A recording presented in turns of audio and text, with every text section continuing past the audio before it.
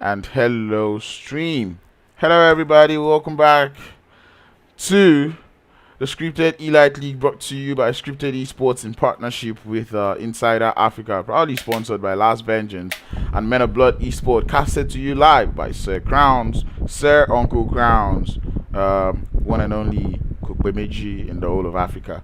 That being said, today is going to be the final day of league play for the Scripted Elite League. And in case you don't know what that means, it means it boils down to the 11 teams that qualifies today. And you know what actually makes this more challenging, right? What makes it more challenging is the fact that a team that has not, like, if a team right now had not qualified into any super weekend, if they qualify into today's super weekend, there is a big possibility, or sorry, they qualify into this week's super weekend, there's a huge possibility that they would actually make it into the finals, right? You don't believe me? Let me explain that to you. Because looking at the overall leaderboards, or like the overall super weekend leaderboards, right? What we have is this. This is exactly what we have. For a win throughout the super weekend, you get 25 points, which means any team that comes in today, that comes into the next super weekend, if they're able to, finish first at the end of the super weekend, it means they will be able to get 25 points. And looking at this leaderboard, if you get 25 points, you get yourself boosted up to 4th place. So trust me, there is still a chance out there, given that the guys from ATL Magicians were not available to play in any of the games, which you should have done earlier on. We're deciding to give, we asked the guys from Zero Tolerance Skills, do you guys think you actually have the skills to do it? And they're like, you know what, challenge accepted, we will be here, we'll try to see if we can make it into the super weekend, and we'll try to see if we can actually make it into that finals. But anyways, I'm actually very, very excited for this one, because I'm expecting a whole lot of action. Maybe I'm expecting a whole lot of camping, or a whole lot of passive play coming out from these teams, but I hope they don't play too passively. I hope they can make us have fun, and I hope to actually make all of us have fun in the process. That being said, if you're new to the channel, please subscribe to the channel. If you've not liked the stream, please like the stream and also share the stream. I did send my stream link to Imperium and Marksman today, and I'm hoping both of them do pull up on my stream, because guess what, it's good to have those idols watching your stream. But anyway, I'm gonna be leaving all of that talk, as we're already in the plane, we're already in Erangel, and we will be getting started with the first game of the day. None other but Erangel. We do have a plane path taking us all the way from that military base up towards Zarki. I was gonna sound see a fight between Slime 4KT and Drogons out there on military base, but Slime 4KT definitely wouldn't be going to the military base, given that the Jojo Pole area of that map is available, and we can or it's actually, yeah, it's available. That's all.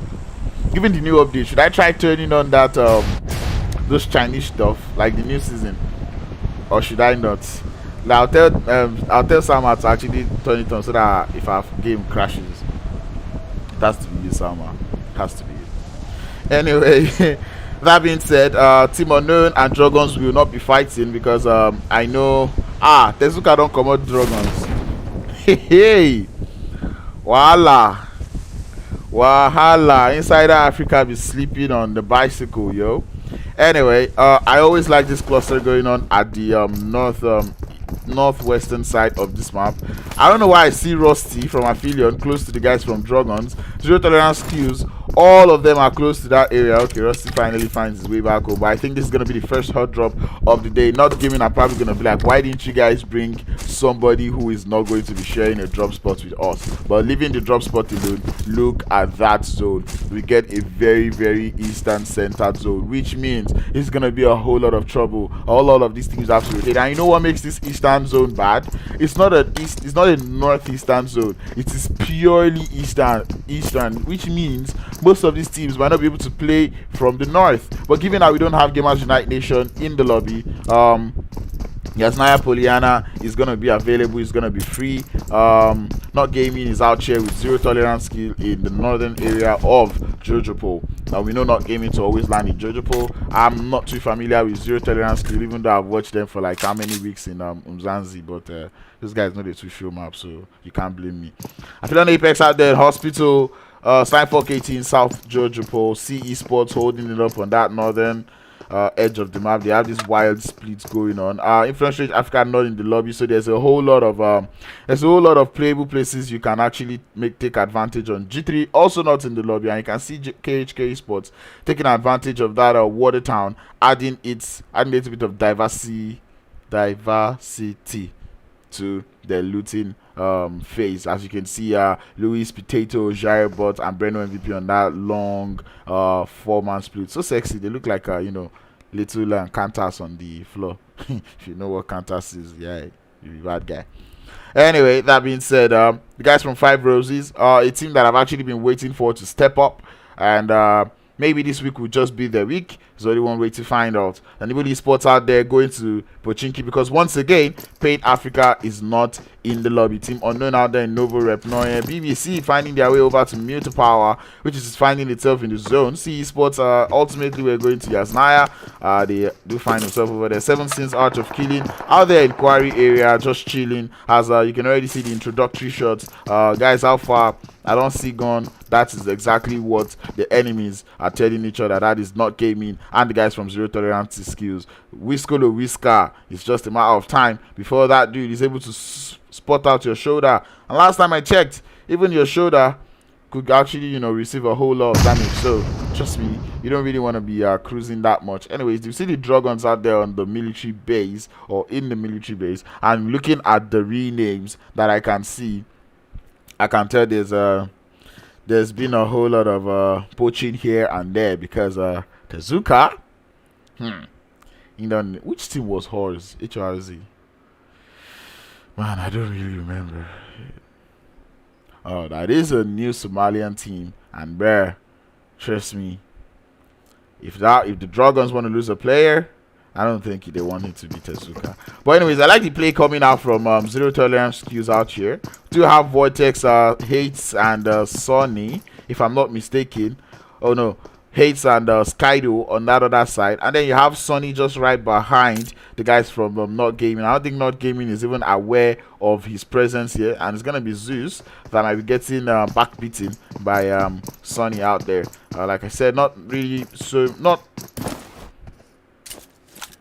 Alright, there is no much. I was talking about Wisco, right?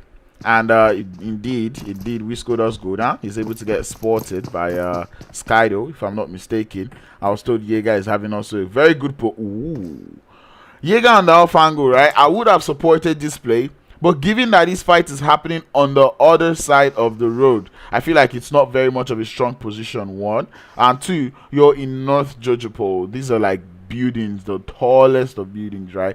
They're like apartment buildings whereby the possibility of you knocking someone who is not peeking you is actually very, very very low. People say my fan they make noise, Jare. I have shifted my fan back, but I'm definitely not gonna turn up my fan, because guess what? We're in the summer, and you know what happens in the summer? It does get hot. It gets a whole lot of hot. So, and man is hot, to be honest. Anyways, Five Roses, they do find their way over to Lipovka. Still heading towards deck slowly but surely. Not Gaming able to grab their res back up onto Wisco. The guys from Zero Tolerance Skills, and I think that's going to be Zeus already getting pushed by Sonny out there in that building. So I'm just going to be chilling, holding for that one. Sudi Gaming in the chat, it says Five Roses. And you see this when these boys come and start saying about Five Roses, man, it gets me. But like I said, a team I'm actually hoping to step up. I do see Nibble Esports. They're getting rotated by Souls. That Souls is just passing close to them. Mamba is screaming in my ear. I don't know why, but all the best for him. We've got Slime for KT already heading towards that bridge. The nade's landing towards Zeus, and Zeus is just gonna be holding it up, just chilling, borrowing some of the strat. These guys can't hear in-game sounds, guy. Look at me. Anyways, more than no vex. I don't bring my in-game sounds back. No, they cannot. Push has been initiated. Snorer, the fragger, or the person I would call the fragger for this team, able to get that one knock, but Wisco once again goes down, and this time he's going to go down to Vortex, but he's just going to be fine. The guys from Zero Tolerance Skills, I hope this time they do not enter panic mode, and they're able to play this one just as calm as possible. Whatever Sonny is doing, I don't know how you do that, but he's pulling that one off quite successfully. There is a possibility he might make it to the back of this fence and probably you know, get himself the chance of getting a revive. But I think that is exactly what Not Gaming is trying to do. They're able to find another knock. Vortex able to get that knock up onto one of the members, and like I said, it's hard to get a knock unless somebody is pushing you, and given the way this is pulling up, there is someone pushing you, or there's someone picking you actually. So now those dudes were actually picking from the windows that they were taking out, and I'm seeing Honored Souls about to get in a little bit of an engagement with guys from Khk Esports as they both try to get into the zone. Khk Esports already found their position in the zone, but I think it's Honored Souls who are actually looking to contest that, and there might just be a little bit of a third-party situation, as we can also see Nibble Esports coming into the situation. So I want to see what's actually going on there before I pull back to the guys from Not Gaming and see how they wish and hope to continue that fight. And you see why I like about the opening knocks is the fact that it brings everyone together. It brings everyone together. Not Gaming able to get all their races back up, and the same thing goes for Zero Tolerance Q. Not Gaming, you have 4 players. If you have 1 player knocked, I believe more players can be throwing the nades, as 1 knock also follows suit. Snorra does get taken out, and if there is one person Not Gaming doesn't want to be thirsted, it's going to be Snorra. But hopefully I'm going to be looking at Wisco here to probably try and see if he can actually do that clutching, or he can actually be that clutching factor for the team. They do lose 1 player, and Zero Tolerance skills playing this one with so much patience, with so much perseverance, and it's just a patience game. It's a matter of who loses guards, who loses patience, and who throws.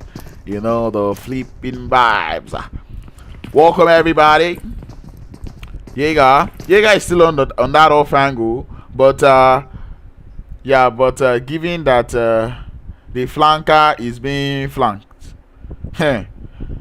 we call that, it's a classic situation we like to call flankilo, where the flanker becomes the flank. As you can see, Vortex going on that one. Esports Wisco first, Sports Zeus 2 knocks, and he might just get spotted, but that is definitely a small price to pay for salvation, as the remaining players from Zero Tolerance skills push up. That is 3 knocks. The last player is the one on Vortex. On another day calculate Zero Tolerance skills. I feel like that confirm shouldn't have come up onto their player, because after 2 got knocked in that building, they should know that the last person is the one that knocked their teammates. But judging by the way they're looking at this one, they don't even seem to be trying to push Jaeger. That's a little bit of a passive play coming out from them. Jaeger looking to activate his jackpot card. Always that man. Sometimes I actually thought it was the flanker being flanked, but Jaeger though, it doesn't seem like a man who wants to go down without a fight, and you can already see him taking shots at Sonny. Sonny might actually get knocked to the play zone, but the zone is not just that serious. So that being said, he will still be chilling that one out, as the M249 in the hands of nobody is gonna start. Nasa boy. Isn't Nasa boy a spiky boy? Too many boys on this team. But anyways, Tezuka does get tagged up. That's why he's taking. But now the Drogons, they didn't want that one to happen. You can see them trying to lay as much cover fire, and these blue buildings, right, I find them a little bit hard to push. A good position, but the thing is, if you crash it, bruh, you're golden. But if you're able to crash it without getting uprooted from your individual vehicles, then you're Gucci. But other than that, you're not so Gucci. As we see that zone continuing to just center up, Jaeger able to get into that vehicle and is activating his jackpot strat quite successfully. We're looking at that zone. I don't know if Zero Tolerance skills have enough net to actually get out of that place, and even if they have vehicles to go with it. And looking at this, I have 14 teams, and I think it's only 1 team that didn't enter. We started with 15 teams, and so far so good. Do we start with 15 teams or 14 teams? You know, I was actually going to tell you this morning that you see that 14 teams that you say you don't want to play. It's not that 14 that we still play. Okay, now. Anyway, next game, I don't look forward to it, because next game is going to be Sandhawk. And you know what happens in Sandhawk? Who doesn't have the Tesla? Who wouldn't even want to buy the Tesla at this point? Because, guy, you have that Tesla, you can legit rotate anywhere, guy. Literally anywhere, guy. And they've got that blue one. Look at that sexy little work of art. I'm actually going to spin this car, because the engineer told me that with $100 I might be able to get it. So I am banking on that. $100 what I don't get. I've spent all of that on cab money. Zero Tolerance is able to find himself into a vehicle as Team Unknown and the guys from Drogons continue to batter each other up. To continue to battle themselves up. This thing, if you never hang, you no good. What's the okay, yeah? And my other Android guy, I don't even think that one can even can even render smoothly in the lobby. Talk less of in-game. Anyway, we're chilling. See how this one pulls out, or how this one turns out. Every team does seem to find himself in the zone, except for Zero Tolerance Skills and Not Gaming. Zero Tolerance Skills might just be able to play it a little bit on that edge. See Esports out there quite close to the guys from Slime4KT. I do believe Esports holding it up in farm because they can. One way or the other, Aphelion Apex find himself on that southern edge of the circle. Not a position I would actually advise or like, but we'll see. We'll see how this one turns up. I hope the last round girl gives us a playing path that forces Aphelion Apex to go to Lipovka. I'd like to see them fight with the guys from 5 Roses.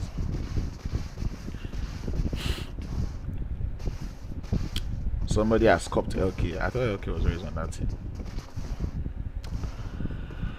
Yeah, I thought LK was always on the team. Anyways, Team Unknown and the guys from Drogons out there on a little bit of stalemates there. Like I said, Slime4KT close to the guys from Esports. 5 Roses out there chilling in the northern edge of Muta. Same thing actually goes to BBC. They might just be saying hi to each other as soon as 7 sins out of killing, just below Potato Hill out there.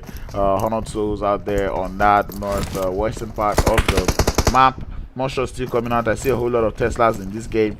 Many people definitely want to get out unspotted, you know. Drogons not even stressing because they're like, well, if you guys like, push. If you guys like, no push. All the best for you. Anyways, like I said, this is the last super weekend. This is the last day of league play. This is the last chance to get into the super weekend. This is the last chance to actually get into this game, or sorry, into the finals. So all of these teams, and I'm not actually surprised by this level of play actually coming out here, because like I said, I'm actually expecting a whole lot of passive play coming out from the teams in this lobby, given that they will try to play it extra carefully. And more teams that would actually be looking to play it quite carefully is, like, you know, the Drogons, Esports, 5 Roses, BBC, and Not Gaming. These are teams that have not actually gathered enough points on that super weekend, so they're trying to get into that super weekend, even if it is just salvage as many points as they can, because these teams, if I'm recalling correctly, they don't find themselves in that top in 16 of the super weekend, which means they have a whole lot of work to actually do. Anyway, my map stream is a little bit behind. You love to see it.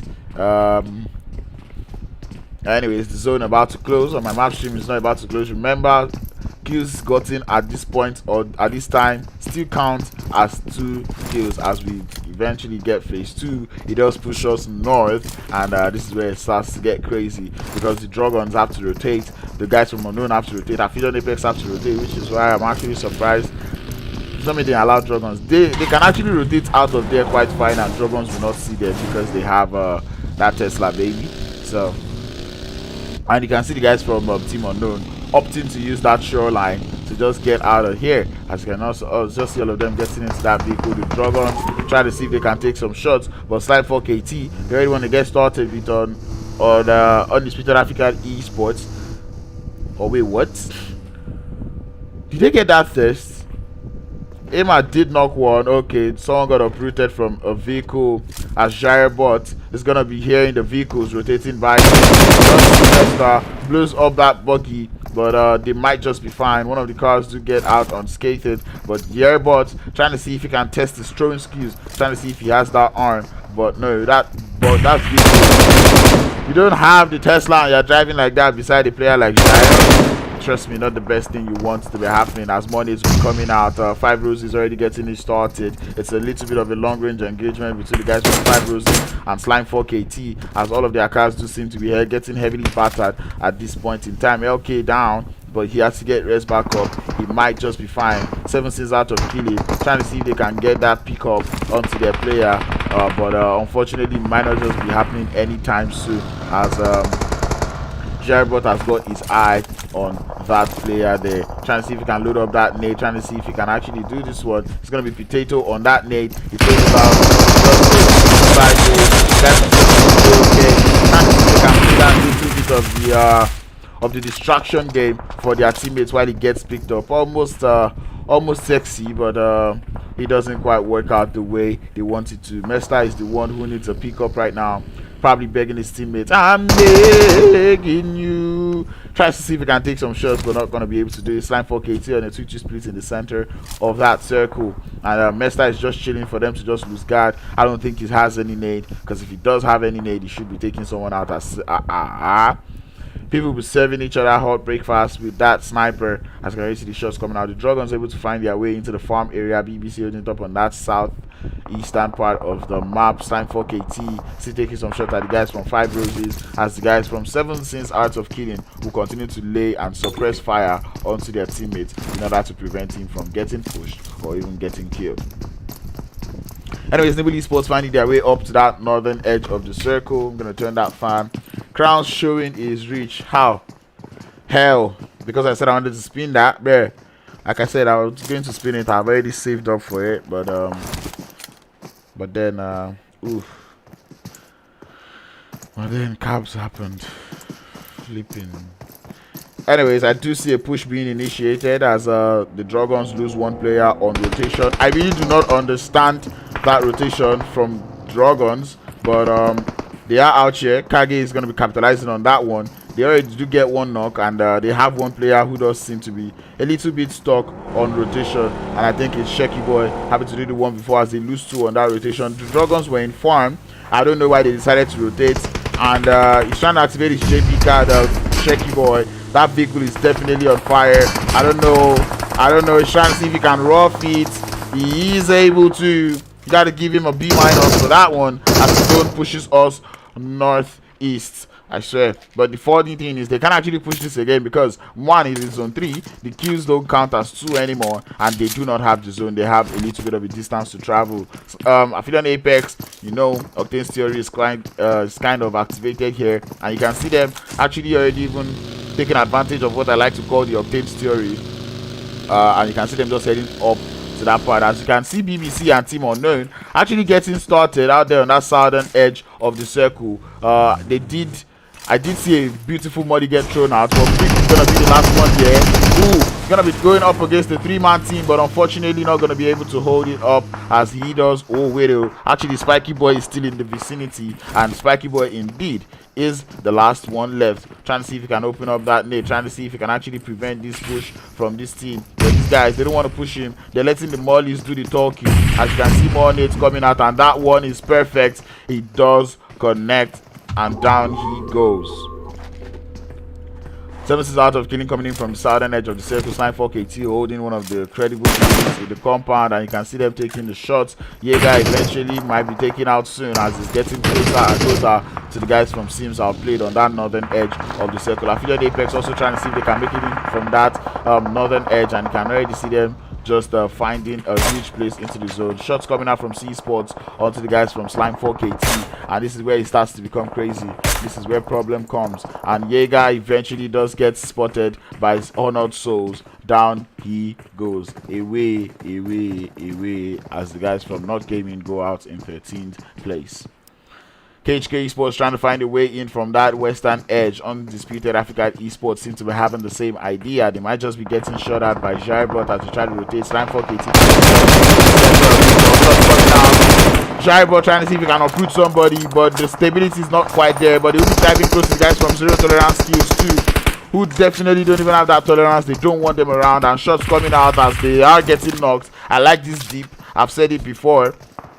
I do like this deep because the deep is quite playable. People can't knock you in the deep, and you can knock people. So like, even if they knock you, you should be able to get your reses back up successfully. 7 Sins Out of Killing out there on the southern edge as the zone continues to close in, and this is where problems start. This is where the trouble comes from, because this is actually going to play Slime for KT, finding themselves taking a whole lot of shots, a whole lot of engagements, but they're not getting those knocks as the zone does shift us a little bit southern, and all of these teams have to find their way into the zone. Aphelion Apex might be finding a way to rotate into this one again, and hopefully they actually are fixed up on their choking skills. Because like I said, Aphelion Apex happens to be a team that is able to successfully find themselves in that 5th circle, like make it to that late game. But when they get there, when it's time to actually start fragging it out, they decide to still continue playing passively and trying to rotate, and that's where problems start from. As 5 Roses able to make it to the 5th zone now,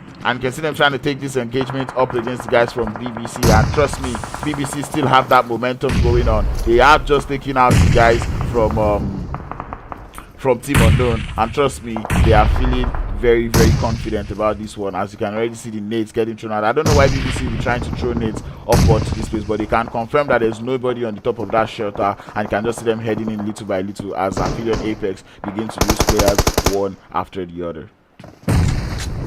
Anyway, 7 6 out of killing, I think they also find themselves on the ground, and I don't know why most of these teams are on the ground. Last time I saw this being played, I've actually seen this being played in PMGC, or actually make that what was that? It was in 2019. What was that tournament that they played, the global tournament? Or actually, was it in PMCO? Oh, that nade connects on to Nihao, and I don't know if these guys from 5 Roses actually want to capitalize on that one. Yep, they actually want to capitalize on that one. They're pushing up. Vader Boy is the first out here. He does go for that one. More shots come down. Vader Boy. He's down 1. He's down 2. He's down 3. Mercury, the last one left. He's gonna be pushing up onto that one, but it's worldwide because Kratos pushes in. He does get knocked, but Valak, it's a 1v1. He's taking the shots. He finds Mercury. Down they go. 7 kills to the name, and that is sexy piece of stuff coming out from Valak out there. SCRYPTED begin to get pushed by Khk Esports. This is one of the fights that I really want to see.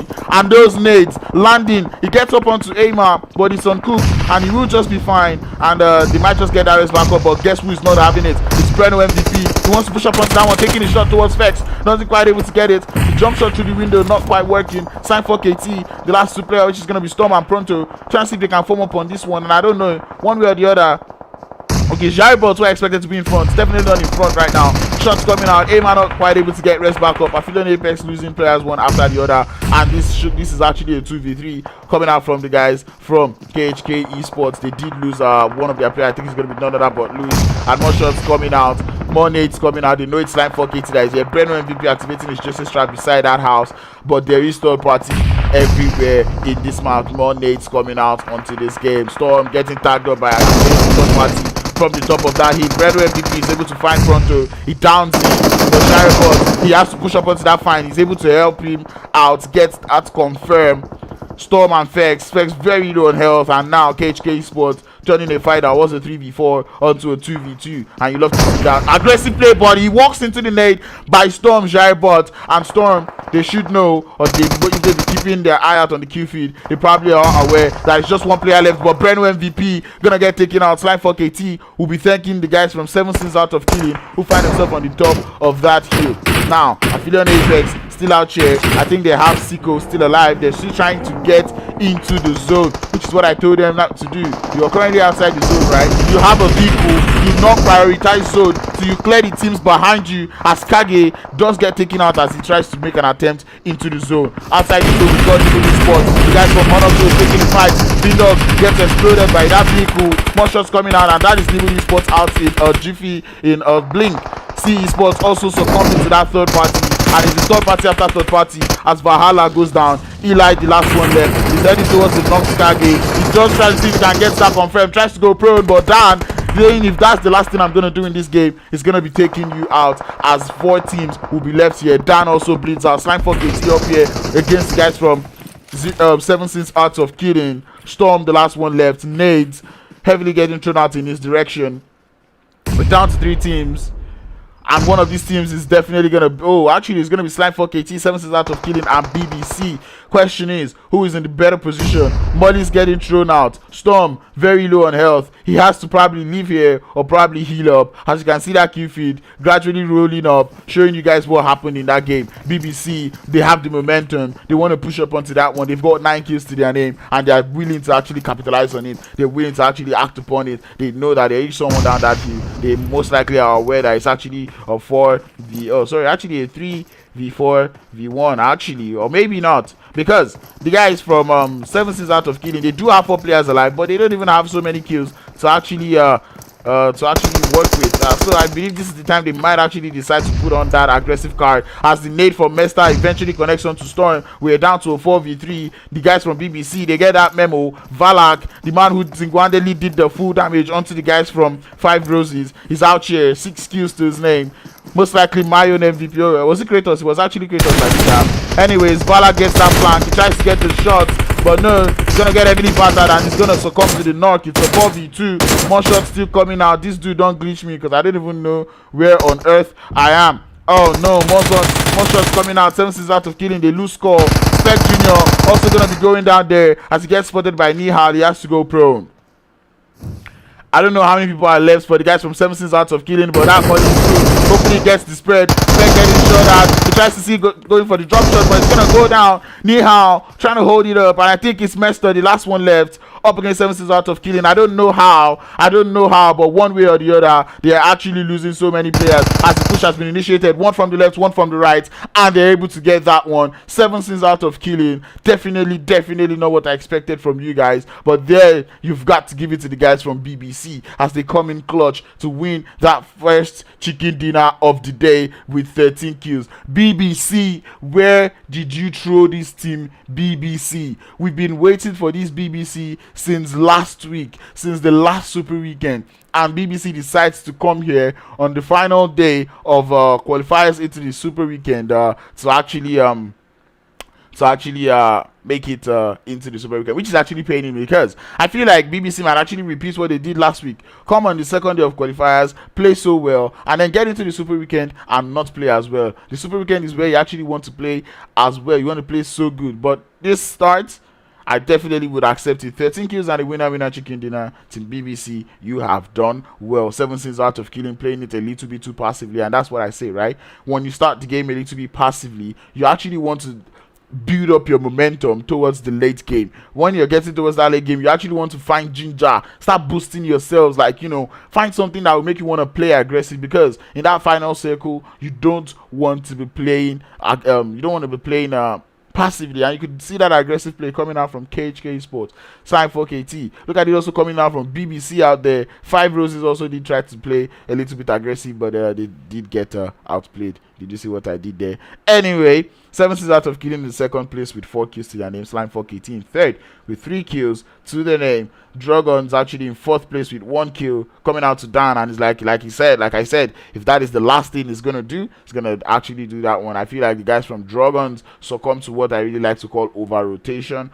They shouldn't have lost 2 on that rotation. They actually did have a good spot in that farm area, but they just didn't feel so confident playing on that southern edge of the circle, and then they decided to actually push up onto the zone, onto that western edge, where they started getting heavily battered up or getting picked up by the guys from Aphelion Apex. 6th place is gonna be Esports out there in 6th place with 6 kills, which is actually interesting because I didn't actually really see them on the Q feed. Sorry, I actually missed your fight.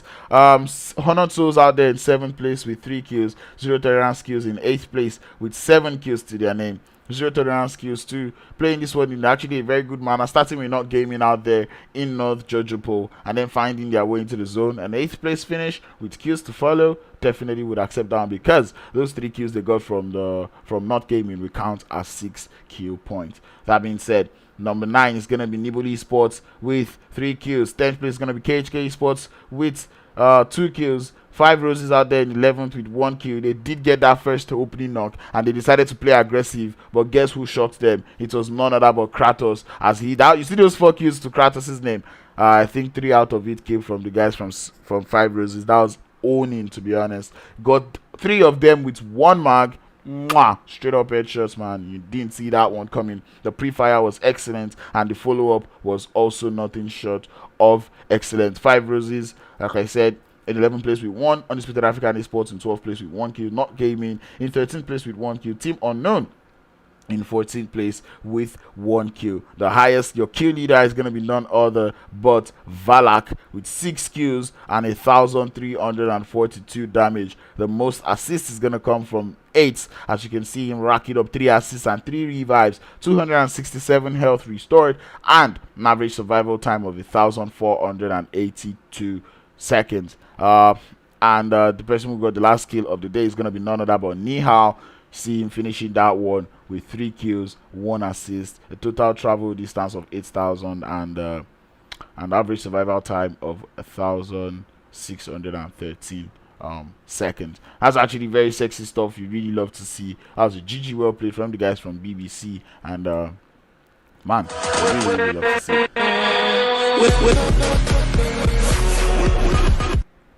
Well, hello and welcome back to this very sexy face you're seeing right in front of you. What a way to start my day. I keep trying to shift up because I think there's something written on my clothes, but there's nothing. I'm wearing just a plain white t-shirt. That being said, that was the first game of the day. It was actually very sexy. This is the Scripted Elite League, brought to you by Scripted Esports in partnership with Insider Africa, proudly sponsored by Last Vengeance and Men of Blood Esports. I did not forget. I intentionally paused. But anyway, that being said, like the stream if you've not subscribed to the channel. If you've also not subscribed to the channel, this is actually very sexy play. My play of the day was actually that push coming out from BBC up onto the guys from 5 Roses. That was actually very sexy. Seeing that they didn't decide to fall back when they actually got knocked was actually very good, and that's what I keep saying about this team. That composure is what I actually want to see. I want to see that composure whereby if your teammate get knocked, you don't start to panic. You're like, okay, just calm down, boss. I know there's shots everywhere, but we'll find a way to revive you. And you can see them, they're not wasting time. Someone already had a smoke out, and you could already see them just capitalizing on that fight. That was actually a GG. Very, very well played from the guys from BBC. I'd actually like to point out the Drogons. I actually did point it out too. And Aphelion Apex, I also did point it out. You have to stop playing in a predictable manner. You have to start being spontaneous. You have to start doing, like I said, that place, I did see that coming through. And from when Rusty from when Rusty did get knocked, I expected you guys to get that memo that this is actually the time to stop driving and the time to start shooting. And that's what I keep saying. You have to know when to shoot, you have to know when to drive, you have to know when to stay, you have to know when to not shoot, and really have to be able to read your games. And looking at the way the game turned out, I feel like they could have just stayed there and capitalized on Nibble Esports, sorry, they could have capitalized on Honored Souls, yeah, Nibble Esports, and all of those teams who found themselves in that big warehouse. I like to call it the shopping mall, but in that big warehouse, they could have capitalized on that because they found themselves at the back of the fence. But rather than doing that, they decided to try and get into the zone, and then Khk tried to get into the zone. He got heavily picked up by one player there from the Drogons. Yeah, it was Esports, Honored Souls, and you can see that all of those teams died before them, which means they could have actually capitalized on that fight, and but they did not. They kept on driving. So trust me, like I said, you have to know when to drive and when to start shooting. That was zone 6. There was no point still fighting anymore. Esports, unfortunate occurrence actually going on there, having yourself caught up behind that fence. Who was it I actually feel bad for? I think which squad has Vindog? Yeah, that was Nibble Esports. They were trying to actually push up onto that fight, but that vehicle explosion was the spanner in the works. As the instance Vindog and Co got taken out to that vehicle explosion, it was definitely the end of that fight. But that being said, stay safe, stay connected. I'll be back with you in Sandhawk. It's not going to be taking 5 minutes because I've spent too much time talking here with you guys trying to analyze what went wrong. But anyways, it's going to be none other but Sandhawk, and Khk is in the lobby, so we are looking forward to probably a Sandhawk that we shouldn't be expecting. But that being said, I'll come back and talk about what I mean by that Sandhawk we shouldn't be expecting by in the next game. So like the stream, subscribe to the channel, and share the stream. Until next time, I'm going to be seeing you guys very, very soon. Do not go anywhere.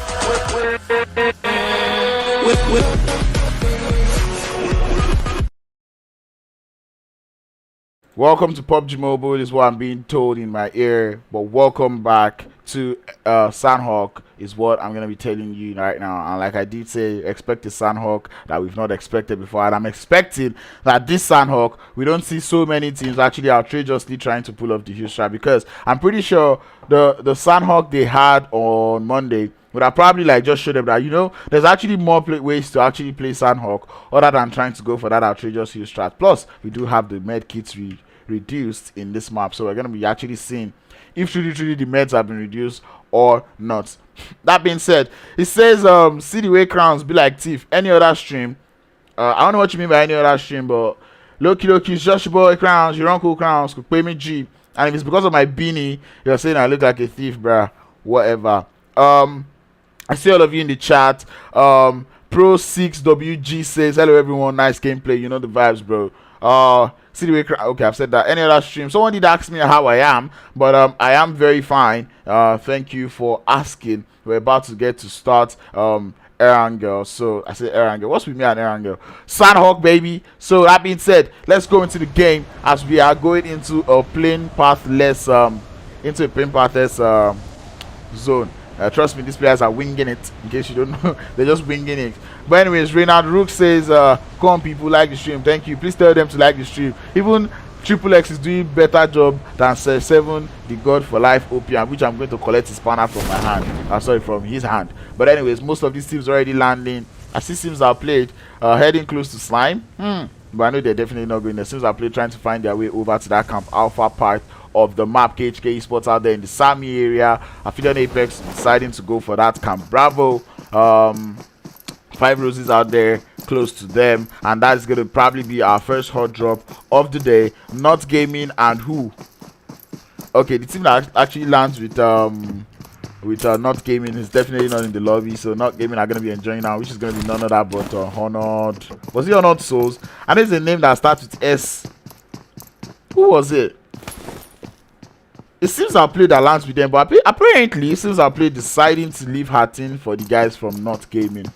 I wonder what negotiation must have gone or must have happened. But Aphelion Apex, I think they actually did mess their jump up as they were not able to land in Camp Bravo. But anyways, they do have a little bit of a wide split going on in the game.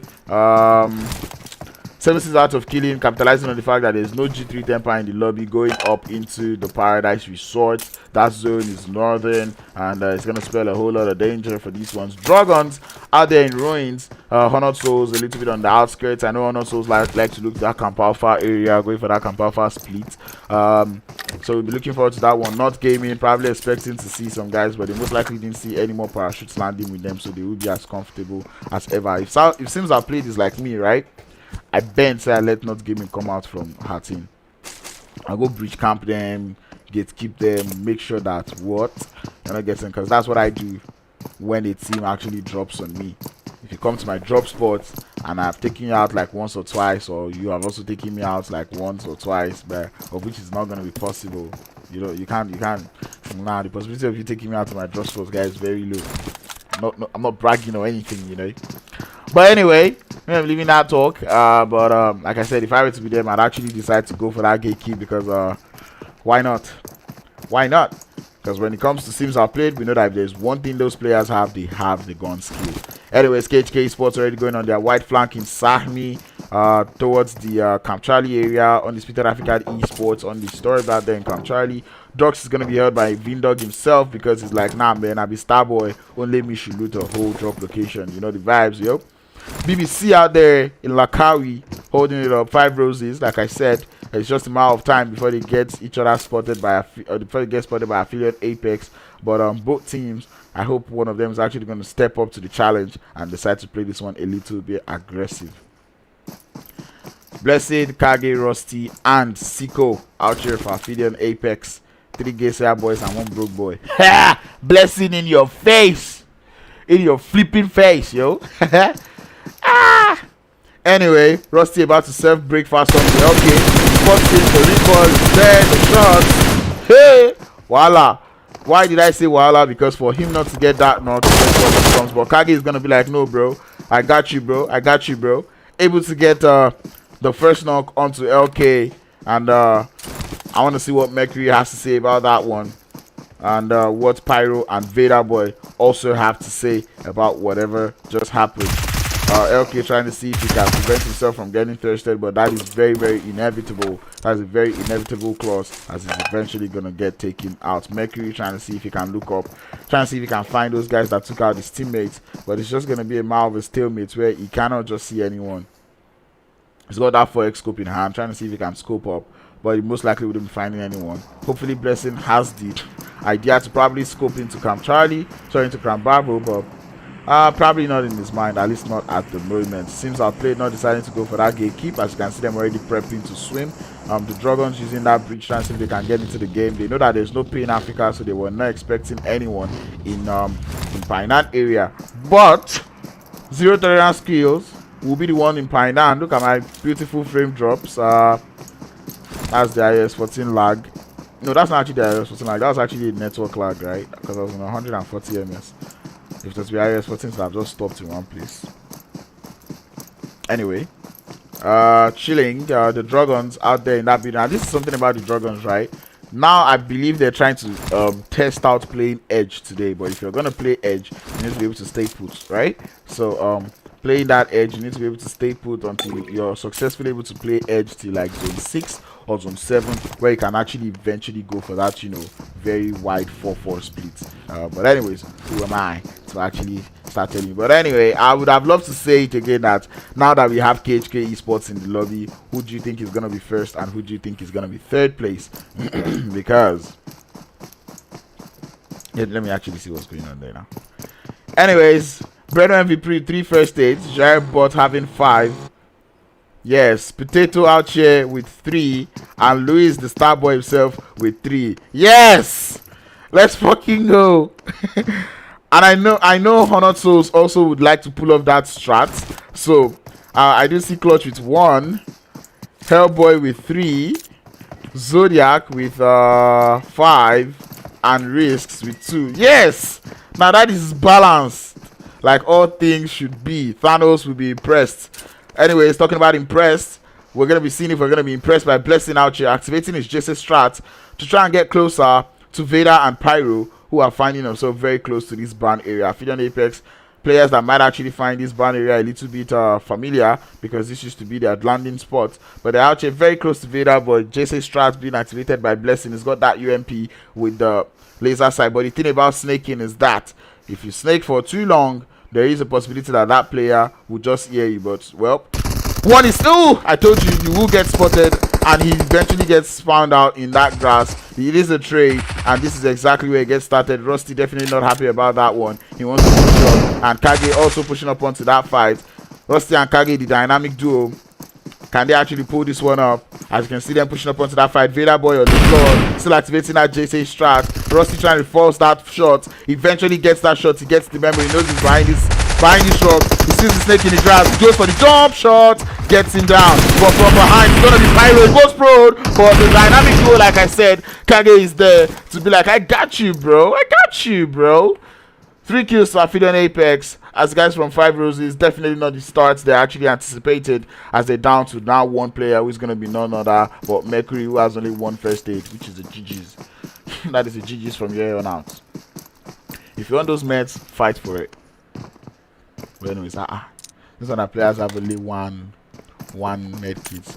Mamba, you don't try. You don't try. Anyways, Zero Tolerance skills out here. Chilling, holding it up. Honored Souls trying to get into the zone, not gaming, opting to go for that northern entry into the zone. Slime 4KT, leaving booty, going over to like a more central location. The Drogons deciding not to stay on that edge again, heading to the northern area of Quarry, because they know Gun is not, Gamers United Nation is not in the lobby, right? So might as well just head over to the Quarry area of the map. Aphelion Apex still chilling it up close to the ban area. Nibble Esports also, I know they like to pull up that huge strat. You see Sharo with 1, Ronnie with 2, Vinny with 5, and Nibble Willy with none. Interesting. I think they passed it over. But anyway, my pickup limit for first aid is actually 5, right? So And there's anything I was actually talking, Kenai was actually saying the other day too that does anyone else feel like the issue of no smokes in Sandhawk should actually be addressed? Because truly it really needs to be addressed. You land in Sandhawk, both in classics and in scrims or in room matches, and you barely find smokes. And Sandhawk being a map where there's a lot of third party, the one thing you don't want to be short of is actually smokes. But anyway, Nibble Esports still trying to capitalize in those vehicles, trying to get into the zone. Is there a Dacia on this map? No, there is not. There's no Dacia in Sandhawk and Miramar, I believe. Yeah. So you can't have the Tesla lock there. I wish they actually brought the Tesla for one of the Miramar vehicles instead of a vehicle in Sandhawk. Zone 1 about to close up. We're about to see where that one is gonna take us to. As we're waiting, we're chilling. It does close up, centers off quite nicely. Oh my Josie car. Centers off quite okay. BBC out there. Doesn't really center up though. It takes us a little bit north. Not gaming, trying to see if they can infiltrate from that northwestern area of the zone. Hopefully they can make it there. See them just running a little bit, chilling. Zeus is gonna be the first man in line. I'll make that Jaeger. It's a scout. You just see him scoping into that cow and Tatsmok area, trying to make sure that there's no one there. But trust me, you barely will catch any of these players out here slacking. So you might want to get a little bit closer. The Drogons already moving once again, and this is what I said about over rotation. As now they find themselves in front of Slime 4K. In front of the first in line, he's taking some shots as the Drogons want to push this one. They definitely want this fight, and you can see the push already getting initiated. The nades are landing. This is what gets started with Undisputed Africa, the Esports. The pre-fire from the Zuka as nades will be coming out. Nero goes down. The mollies are there. One player down. Storm getting that knock onto Nero. Shecky boy close to Storm. It's gonna get pushed, and down goes one other person. 2 knocks for the Drogons as now they are down to just Dan and Tezuka, I believe. Now the test has been there. They know who is actually or who they've pushed up against. It's gonna be Dan and Tezuka, the last one left. The Drogons actually up against Slime 4KT. Dan goes down. Tezuka, the last one left. And you can see the boys from Slime 4KT. They're definitely hungry for these kills. Tezuka is just gonna be chilling, holding it up as carefully as possible, trying to be as quiet as possible also as those nades. Or actually not those nades. Stop there. Oh yeah, it is those nades. Landing up. He does push up. They might able to go in from behind, but he does eventually get tagged up by Tezuka. Those nades landing. Slime 4KT pushing up onto that one. Tezuka trying to see if he can hold on for that 3-piece. But no, not quite able to hold it up, and the Drogons go out once again. You have the vehicles. Why are you rushing your rotation? And like I said, you don't.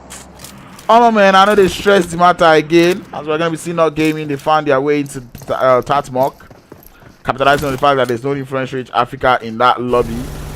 Honored Souls going for that little bit of a rotation, because why not? Driving that boat onto the shoreline and abuse. Who will push it back into the water now? People should come after the match finish and come and push what you put on the ground back into the water. I don't know why you'd be doing things like this.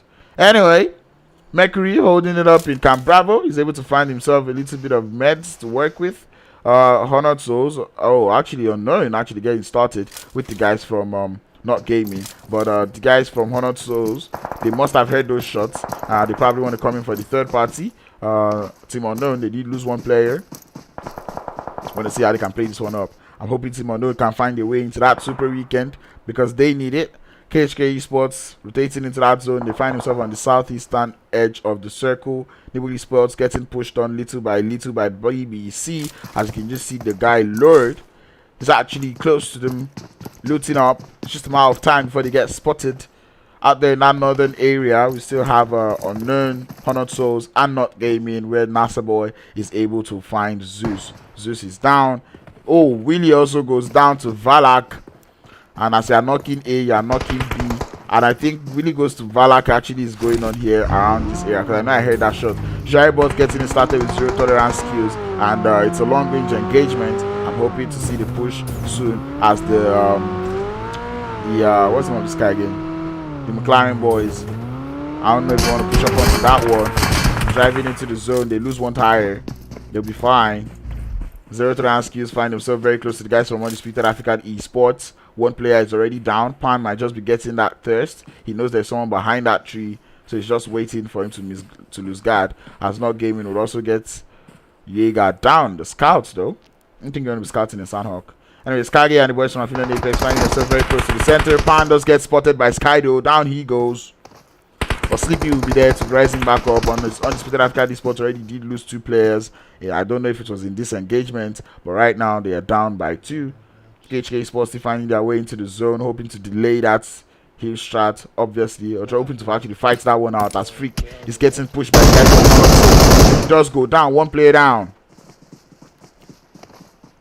Honoto's pushing closer and closer as 1 player is activating his JC strat. It's going to be none other but Zaber, holding it up. He most likely knows they're up that hill. He definitely knows they're up that hill. He has that vehicle. He's just going to be holding it up, staking, calming down, being as patient as possible. You know. Finway says, yo, Crowns, we are thinking of hosting a competition. We are open to ideas, bro. If you want to host a competition, my bet or my advice, hop on the Discord server, open up a ticket, and you know, tag the admins, and they will be there to actually, you know, host up a very sexy tournament for you. I definitely I most likely stream this stuff or stuff like this. Oh no, I don't host it. Oh no, the door strat gets pulled up, and it's gonna be Eli with a jump shot, gets the 2-piece. Sexy stuff, showing the players the light, as like I like to say. And bro, Honoto's gonna be pissed about that one. Trying to push up into this compound. And Eli, it did see BJE put it up onto the guys from Aphelion Apex, and they're like, I like that. I will be doing that. And you can just see them. Oh no, Dinade is perfect from Wizard. Gets the 2-piece. It's the 2-piece nade.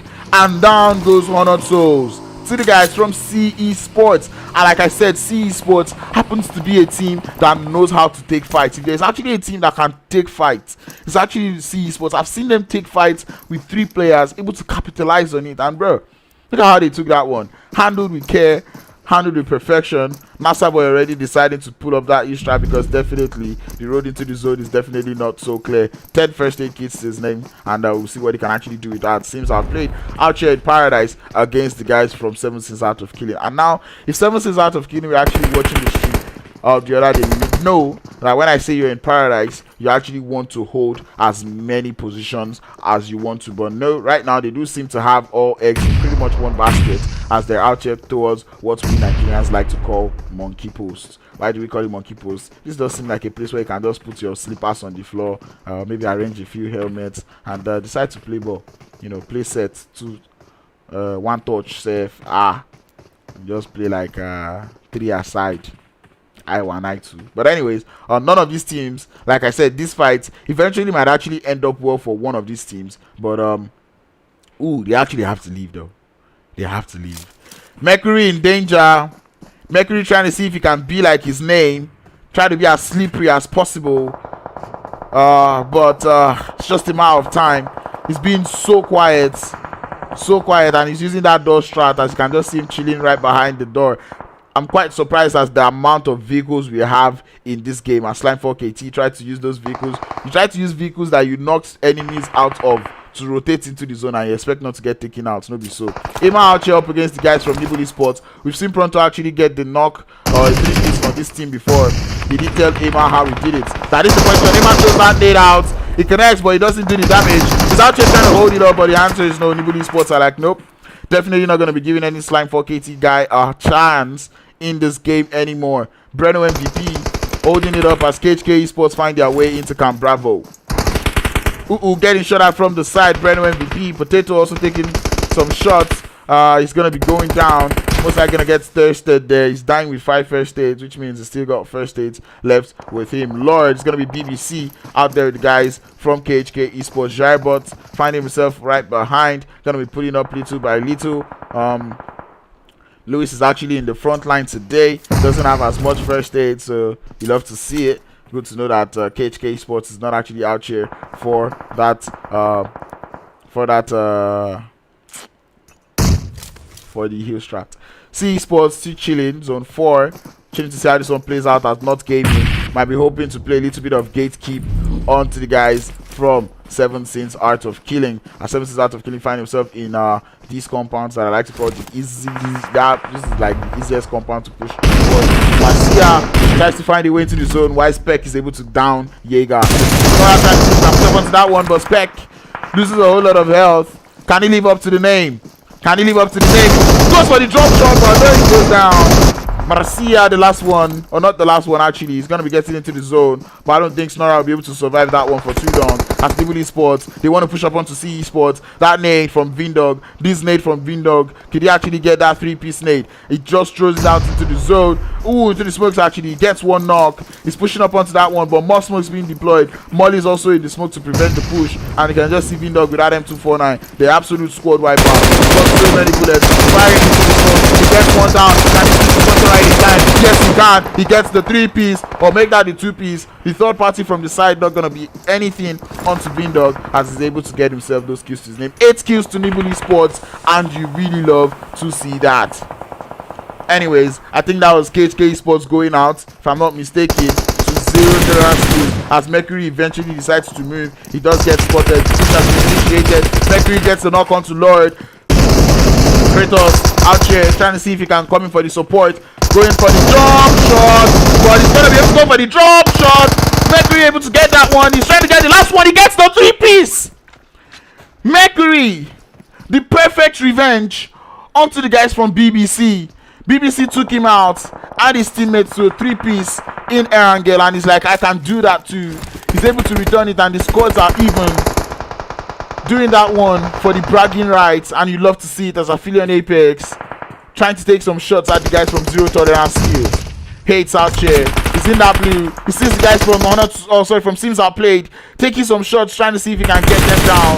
And I think he's able to do that one as he's trying to get into that zone.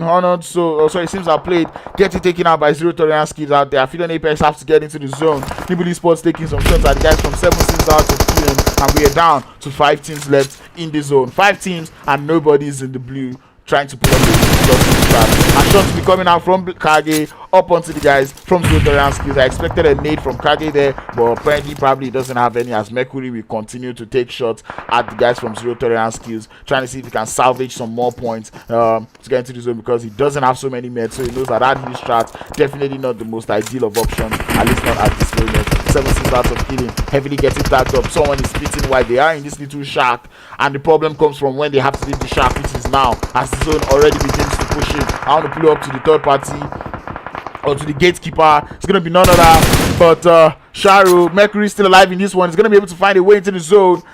Whoa, Sonny. Sharu, when I want to actually spectate you being great is when you decide to lag me out. Anyway, putting over to the Vindog. Who is actually not glitching me out here? Vinny getting shot up from behind by Mercury. Taking the shot shows Mercury the light.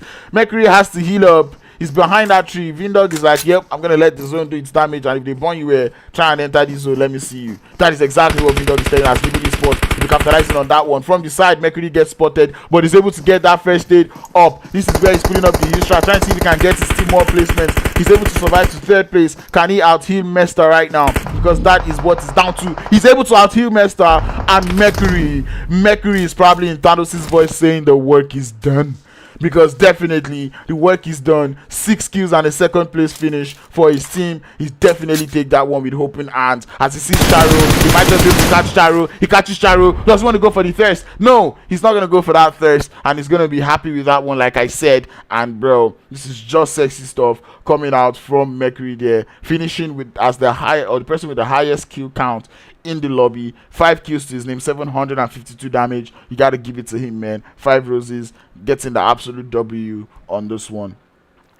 Hates out here, the man with the reliable partner with two revives and 2 assists, 93 health restored, an average survival time of 1,277 seconds. That was actually the most interesting Sandhawk I've actually seen in a while. Every single one of these teams came out to fight, and that is exactly what we love to see. Courtney here in the chat.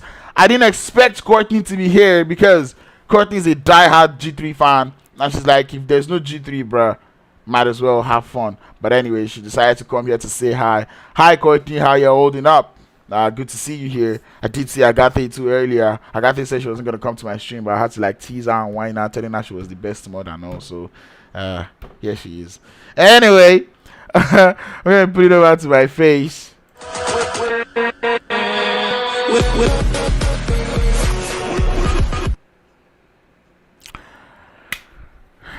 Anyway, I don't know if my leaderboards are ready for game 1, but and not ready, so I'm just going to be out here chilling with you guys. That was actually a very, very interesting Sandhawk. You love to see that one. Nibble Esports working on with the dub. 5 roses, finishing second place with 6 kills. Sexy stuff you love to see. Definitely what they needed. They needed that high place finish. That Mercury showing them that come. People should watch me. Spectate greatness. Celebrate grace. You get me? That was actually sexy stuff coming out from him there. Miramar are going to be heading into very soon. I'm going to be leaving you guys early because I got to microwave some pizza and eat a little bit because local man is already feeling a little bit of Sandhawk and action going on in that belly area of the body. But that being said, thank you guys for tuning in. 83 viewers as of the time I'm talking, and 42 likes. So please spam that like button. I want to see you guys drop the likes or drop the subs so you can actually hear the amazing Dorime Interimo Adapare Dorime. Anyway, that being said, I'm gonna be seeing you guys soon. Stay safe. It's gonna be Miramar. Yeah, it's gonna be Miramar. So do not go anywhere. Grab yourself a bottle of water or a cup of water and relax, because that is one good way to actually bring us into Miramar. You know, one Sandhawk is just the perfect medicine for a Miramar match. Do not go anywhere. It's your Uncle Crowns. This is the Scripted Elite League, brought to you by Scripted Esports in partnership with Insider Africa, brought to you or proudly sponsored by Last Vengeance and Men of Blood Esports. Peace.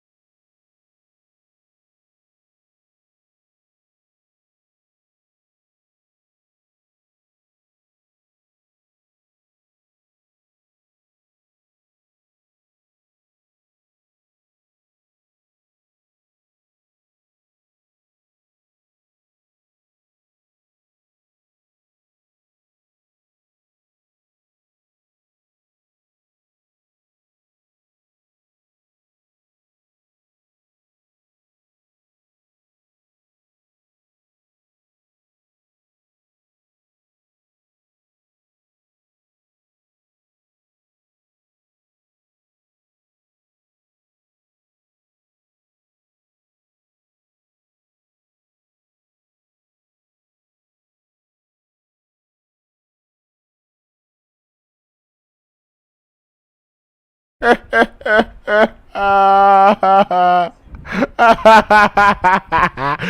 didn't turn on my mic, so nobody heard my niece's name. Nobody heard my comment about Mercury. Nobody heard my comment about Courtney. Sleepy is in it. Remain once more. Now, let the last person enter. Now. It should remain one person. But anyways, all the players are actually getting into the zone. Ooh, the match started. That's what you get. That is what you get. Get into the. Anyway, we're about to head into Miramar. I did say a lot of stuff, and if you can read my lips, you probably would have been able to tell what I was saying. My niece's name is Aurora.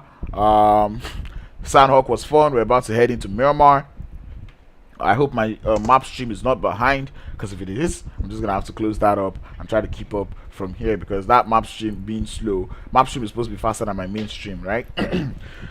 Or my map is supposed to be faster than my main, so that I can actually see what's going on. But anyways, I was talking about that one before from Mercury. That was actually very sexy stuff. I was talking about the jump shots into the drop shots. That transition was just sexy. Went for the jump shot. That player came from the back, and then they both went into the drop shot, and it got him. And that last player coming in, and then the drop shot again with that M762. Wow, Mercury, you've got to teach. You gotta teach me how you do that one. Give me the custom sensitivity for your M762, bro. Thank you. But that being said, thank you all for being in the chat. I was talking to someone who said he wanted to host a competition, a tournament, and I think that was Finway. Yeah, like 6ix9ine did say, you have to probably hit me up on Instagram. Definitely, nobody's actually gonna give you my WhatsApp contacts. Definitely, you're definitely not gonna see that one. That's like gold these days. You don't even see that. I would actually reply you faster on Instagram than I will on WhatsApp. So that being said, hit me up on Instagram. Hit me up on Discord.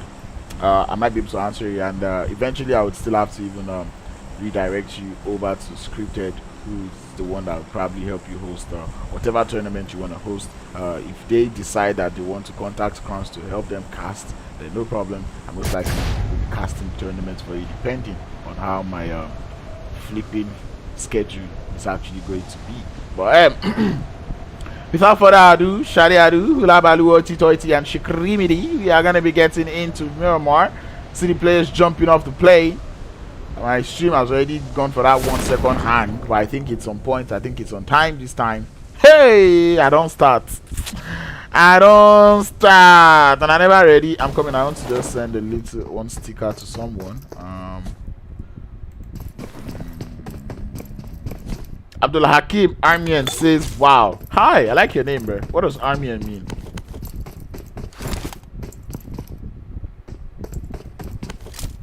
Nah, you not guy. Anyway, teams already dropping. I see a hot drop. See Esports and Not Gaming. I've waited for this for life, and the split Not Gaming has is excellent. The question is, can Not Gaming actually play this split successfully? In case you don't understand what I'm seeing, I'm gonna pull it up so that you see it better on that mini map, right? What I actually have going on here, or what we actually have going on in El Pozo part of the map. Now, I've got my small map showing. Do you see it? Do you see it? Like you see what Not Gaming has got going on. So yeah, if they are able to complete that their nest, it should be a GG, well played from me to them. But that being said, I have to edit this my small map, probably bring it out a little bit, edit that 0 tolerance skills and an engagement. They're gonna be pissed that I'm not capturing their fight at the moment. One and no vex, and they try edit 1 or 2. Anyways, I'm gonna make that a little bit smaller and then drag that over to that point, and then there we go. We're sexy, we're Gucci. What just happened? All right, we're good.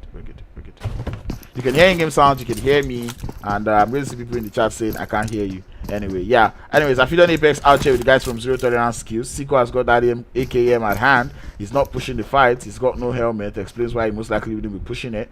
But on the other hand, Sonny has got the Winchester and the pump action. I'll actually make that the double barrel. 0 tolerance skills also taking shots from, I don't know, pretty much everywhere in this map, right? Which gets me, or makes me wonder where they are. We get a northern shift. Nihao gets that knock and confirm up onto Skydo. Sonny getting shot at as he tries to get into the zone. But Blessing with the Winchester down. Sonny hates the last one left, taking some shots at Rusty, trying to tap away. Rusty trying to see if he can run. But Hayes is not going to be able to get that confirmed. He's going to be pulling back. He's going to be falling back. There's pretty much almost nowhere to run to. Aphelion Apex was in front and BBC on the other side, so it's going to be a whole lot of trouble.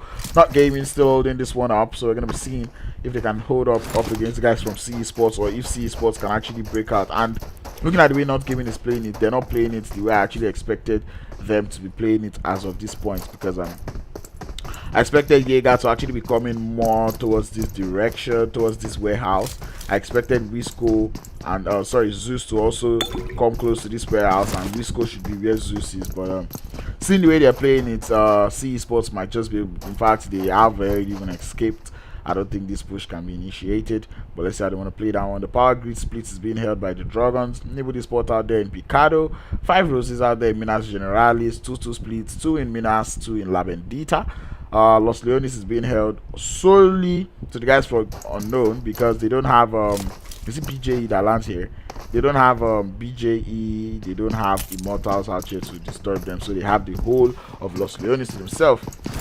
Loha says Crowns Gaming GG's with no sound. Loha, how you doing? Been a hot minute. Anyways, Honored Souls out there. I'm gonna turn it off soon. I'm going to turn on my microphone soon, and hopefully you guys will hear it. Yeah, this is exactly where I figure it out. And this is where I post. Like, what? I think this is where I figured out that, yeah, my microphone was not working. Anyways, hates that. Nah, that one is definitely gonna. If I stream on Discord, did I lag? There's only one way to find out. Let me firstly. What did you say? Oh, you guys go spectate screams. Yeah. Anyways, 1 second. Let me turn that on. So spectators are supposed to be checking for potential suspicious play, but no, you want to watch Kene GG's.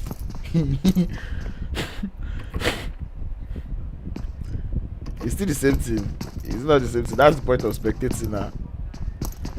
Now the point of spectating is to check for potential suspicious play. I am streaming live. Nope. Wait. I'm checking my stats to see if I'm gonna lag. Anyway, no fights pretty much starting just yet. I see everybody in the chat. Stream content delayed. You guys can hear me right now. Flipping schedule. Yeah, there you go. You can already hear me.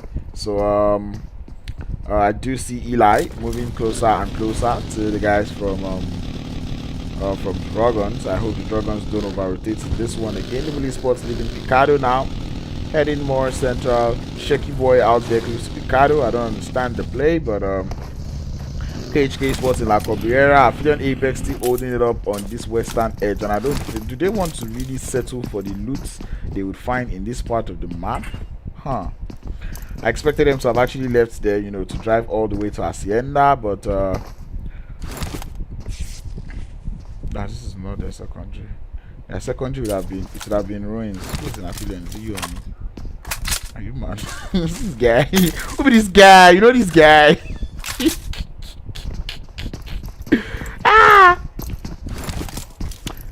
I want to start driving all the way there to Hacienda. Look at the way the plane path was now. See the way the plane path was. You know there is nobody on that northern area that would obstruct your rotation. Anyways, Drogons about to receive food. As you can see, Esports very close to Dan out here. Dan on this little thing. Yeah, I like playing from here, right? Because people don't expect you to actually climb here. But this is actually an advanced lobby. So maybe in non-advanced lobby they wouldn't be expecting that. But in lobbies like this, Ma'am Sama, you're supposed to honor the Chinese stuff now.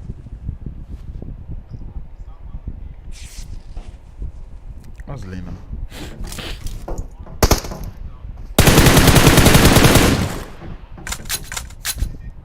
Hey, oh yeah, you pronounce Eleno. This poor guy on need. I would actually call it Leno too now. I mean, it's Eleno. Just like Mamba now, he doesn't say APL, he says April. And so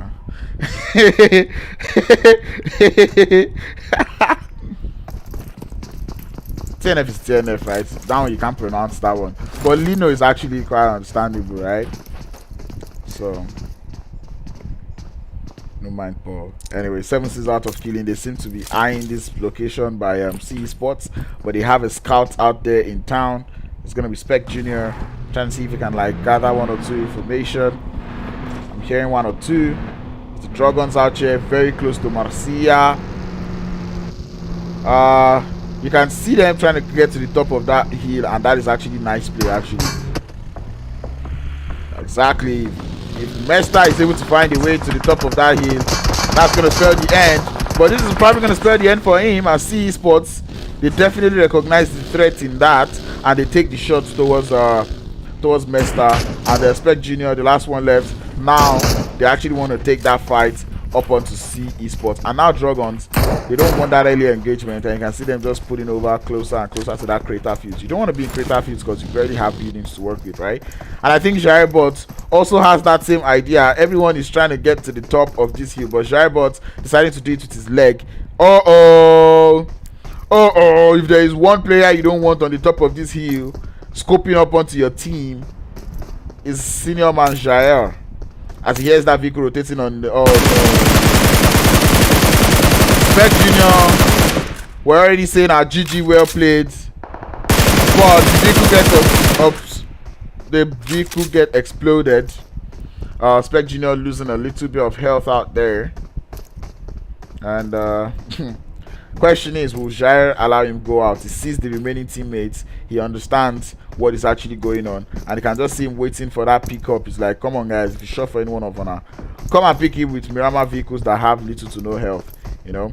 And Jaibot has got the support of his teammates. He's actually out here trying to see if he can gather as much information as possible. A whole lot of utilities have to be used by Spec Junior here. 4 smokes actually getting thrown out here. Mamba's money is on Jaibot, my money is on Spec.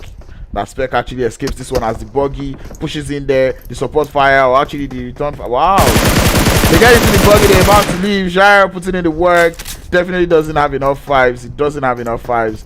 Explains why he's definitely not taking those shots anymore. He knows that there is no point. It's a Scarel with a 4x. He's like, nah, I'm gonna just let them go. You know, we'll meet again as the zone begins to close up.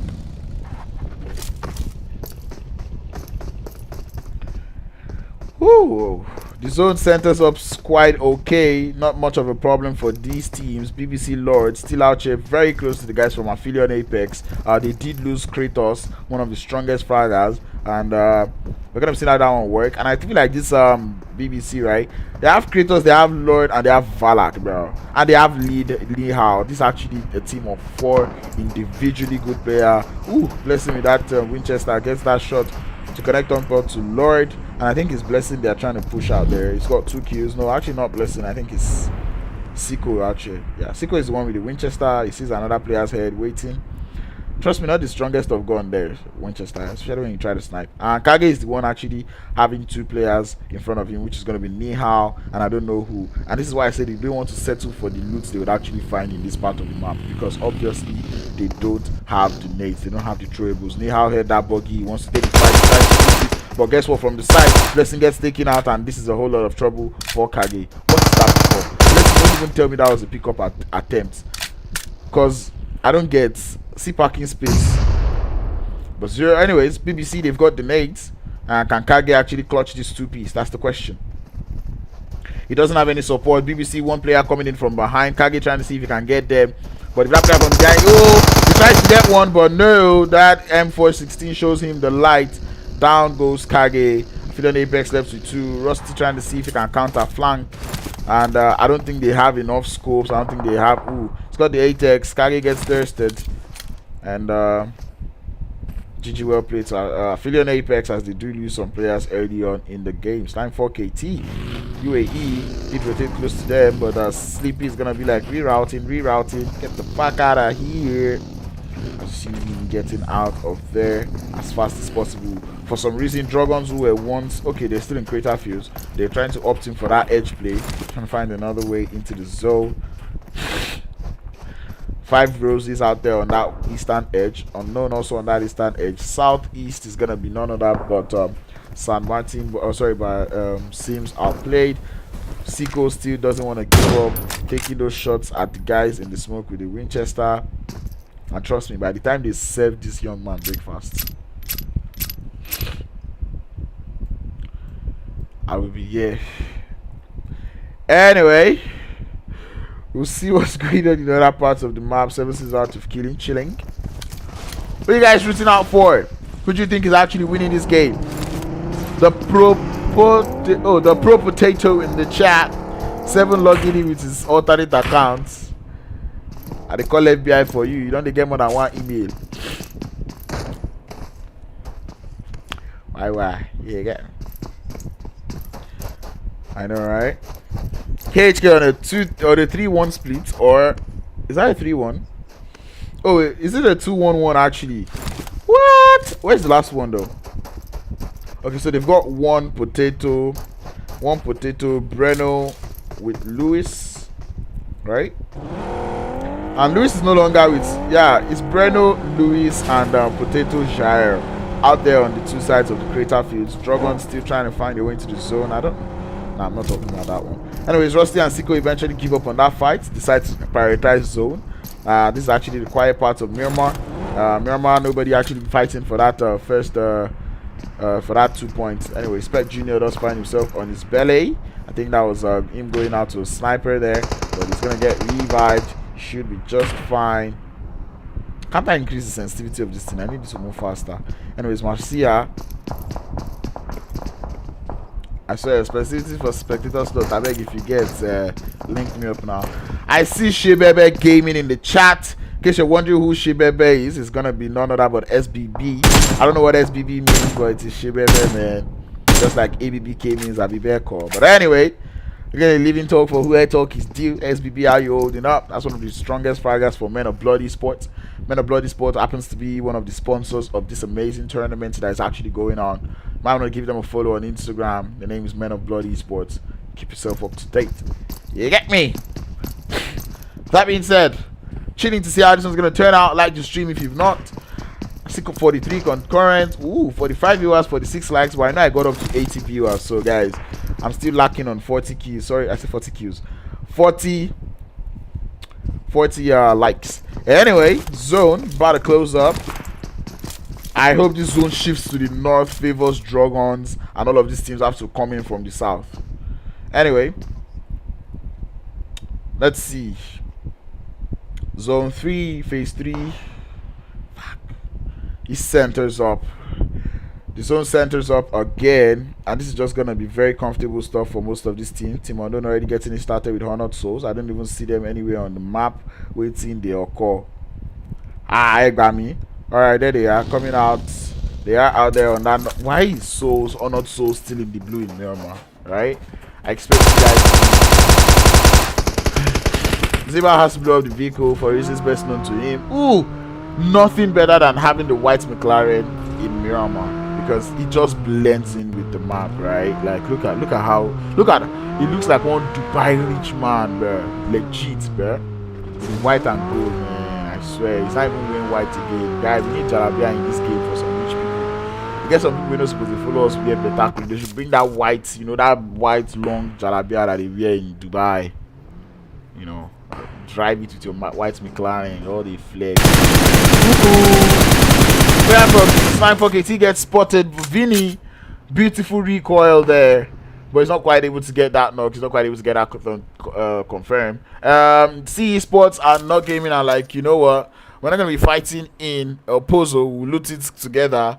But come outside El Pozo. Let me show you how things are done. EC in my chat, she says hi, EC. Hello, EC. Anyway, I know I'm still opening up the map when I can actually just zoom it up in here. I have my separate map stream going on, so I'm just gonna open up that so you can actually see what's going on in the game. I'm gonna make that a little bit bigger. It's gonna crop out some teams, so boom, there we go. I think that should be sexy enough, at least for me. Nibble Sports very close to the guys from Slime 4KT. I don't know if that fight is gonna get initiated. Maybe not at the moment. They're just chilling. I do see one of their players. I think is gonna be Pronto, or maybe not Pronto, Fex actually, the closest to the guys from Nibble. He's gonna be pulling back from that fight. He doesn't want that trouble. He doesn't want that wahala. As Jaeger finds himself very close to the guys from KHK. He finds himself close to the potatoes. to the potato split out here. And trust me, you don't want to be close to these guys, to be honest, right? At least not at this moment. We've seen Khk actually play from the top of a hill. Very crazy. I never thought finished. Drybot finds Jaeger, down Jaeger don't go. That's a GG well played. As Not Gaming find himself on the disadvantage or on the losing side, or on the they find themselves picking the shorter straw in this engagement out here. Hey, yeah, I told you. It's not if I didn't tell you. Not Gaming, right? Yeah, exactly. Not Gaming. Not Gaming need a very strong performance in this game. They don't have super weekend points, as they were only able to. Oh no, the 6x on the M249. Snorer, in the hands of Snorer, tries to get them out. The run over. It eventually spits wide, sees the light. Down he goes. Not Gaming. This is not what they need. Zeus, the last one left. The marksman sniper who doesn't have a sniper. And you can see him having to get into that zone. My map stream is already slow once again. I'm already rendering, so I'm just gonna close that up because the map stream is too slow in the first place. So so I can actually like have a proper and smoother stream. Anyway, zone shifts. We're chilling to see how this one pulls up, how this one turns out. My stream is back to normal. Where was I? I was close to Not Gaming, right? Anyways, the zone shifts. It does take us a little bit south. And 5 Roses find himself in the center of that zone. Can they actually play it? I expected a split coming out from them, but you see, Louis Fint. I feel like this is an abbreviation, right? Like the whole name.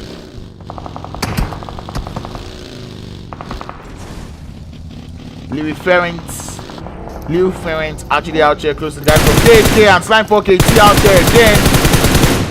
Aima getting the frag out of there, but the shot's coming out onto Breno MVP. Potato not in the compound, not in the vicinity. Luis is there to return the favor. He gets Louis Ferrent down. It's one knocked, and can he actually pull up this 1v3 right now? He's getting third party from behind. He doesn't like that one. He has to pull back. Yeah, Luis. Man, the baker just wiped BBC. That is the question on our mouth. We do not know. He probably did. I missed it. But anyways, Louis trying to see if he can just ward the guys from Slime4KT back a bit. I don't know how they got that revive, but you have that revive. The nades landing from Slime4KT, but also the nades landing from Khk Esports. They know there's third party active in this fight, so they most likely don't want to take Nibble Esports out here close to Undisputed Africa Esports, who we have rumors that they've just taken out the BBC team. But anyways, Khk Esports have a 2-2 split going on. Drybot coming in from behind of Slime4KT, and I like this play coming out from Khk. They have that 2-2 split, and Drybot's doing a whole lot of the damage. He gets a knock and he confirms on the parents. Down goes Storm. Aima trying to see if he can return the favor. Vex also trying to do the same, but Drybot's gonna be holding it up. They know both of them. Both of them know they can't get knocked. Potato gets knocked. He's gonna slow down that push a little bit, but Luis and Breno MVP, they still have this angle on the other side. One team is rotating into the zone. It's gonna be 7 teams out of kill it. Molly's coming out, shots going out. Drybot goes down to the floor. More shots coming out. Luis don't lose focus because person will knock your teammate, no be person where they shoot. And now that means the person that knocked your teammate is not the person you're shooting. Get the fuck out of there. Anyways, Khk Esports, they think to be on the winning end of that one, but Nibble Esports coming in for the absolute third party. Sharo gets the 2 knocks, and he most likely will get in the first with that beautiful nade that he just chunked over to their direction. The zone closes up, continues to push us east. Anyways, shots coming out as C Esports starts to take some shots over to the guys from Slime4KT. Storm is down. Fex is trying to see if he can lay a little bit of cover. We're gonna put over to C Esports as they're out here. Valhalla and Frozen Snow actually out here in Myanmar holding it up.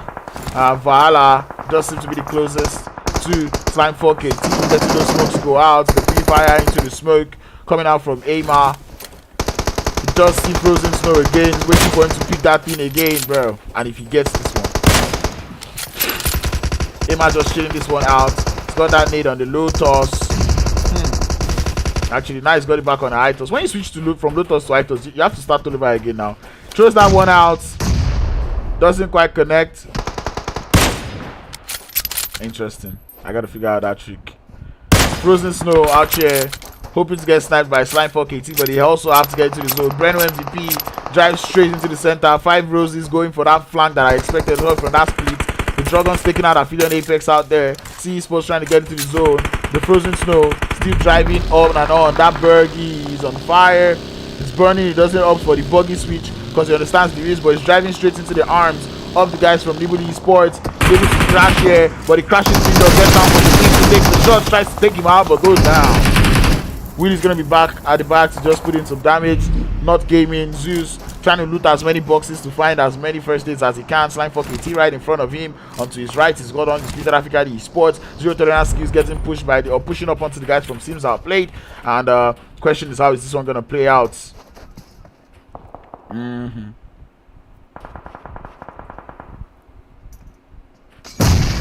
Uh-oh. That nade is good. That money is good, but the spread is not quite there. It lands on top of the crate. The nade's landing up onto LK. A self-nade from Shaky Boy. And a problem as they have to take on the guys from 5 Roses. The flank is there. Team or no. The drop shot gets 1. It gets 2. It gets 3. Ghost on fire. Riot is pushing in. Ghost trying to get that res. Or trying to get those tests. Pushing in Israel. What is up with people? But no, he's not quite able to get that full squad wipe as he eventually gets taken out. The boys from Drogons still up here against the guys from 5 Roses. It's a 2v4 actually, as the guys from Drogons are able to capitalize on this one. They've got they're trying to push up on that one. It's going on in this building. As you can see, Shaky Boy just trying to hold it up. Chilling. Both teams don't have the zone. They have less than a minute to actually get this one done. Shaky Boy has to heal. His health is very low. Tezuka also has to heal up. It's a 2v3.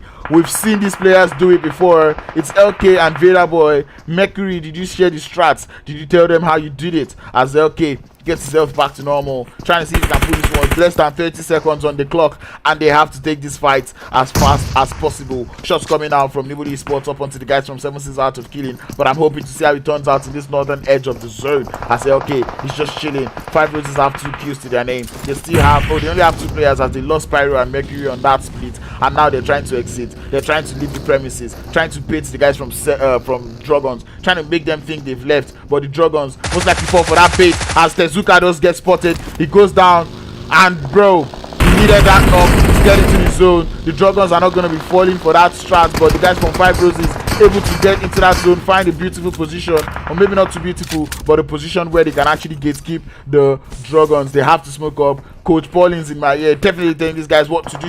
We've got the Riot goes down, but the UMP is just too OP from NASA Boy. He gets one knock. Spiky Boy on the other side goes down. Sharo, the last one left, and can he hold it up? No more time on the clock. He has to pull up that hill now or never. The zone is bleeding him out. He has to run and gun. The Recline by his side, but he's not quite able to enter it right in time. Vindog hold on, down on the floor. Willie also on the floor. We're down to 4 teams left, just like that. One way or the other. Lewis, this man, is still alive.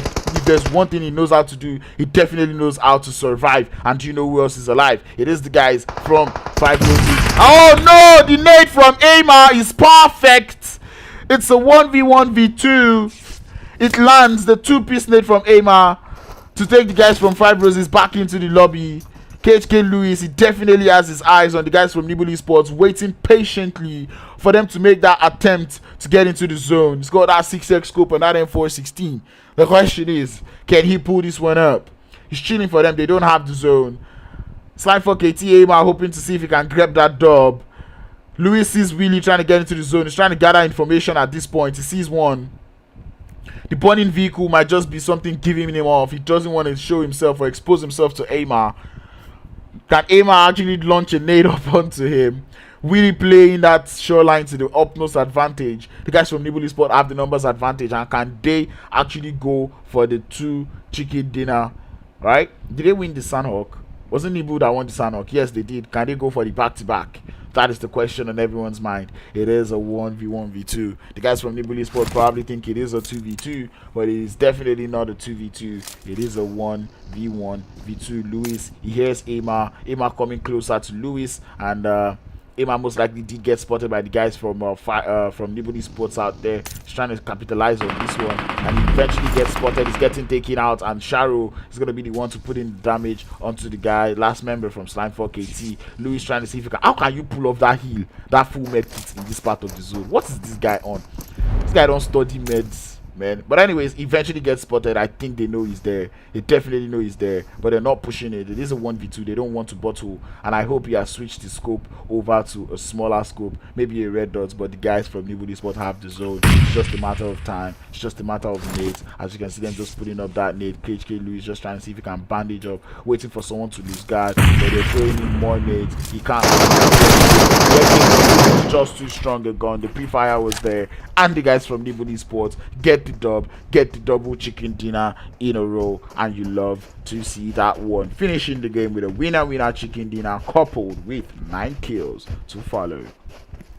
Second place, Khk Esports with 4 kills. Slime4KT in third place with Amar getting that 2-piece wonderful nade to take out the guys from 5 Roses. We see them going out there with 5 kills at the third place finish.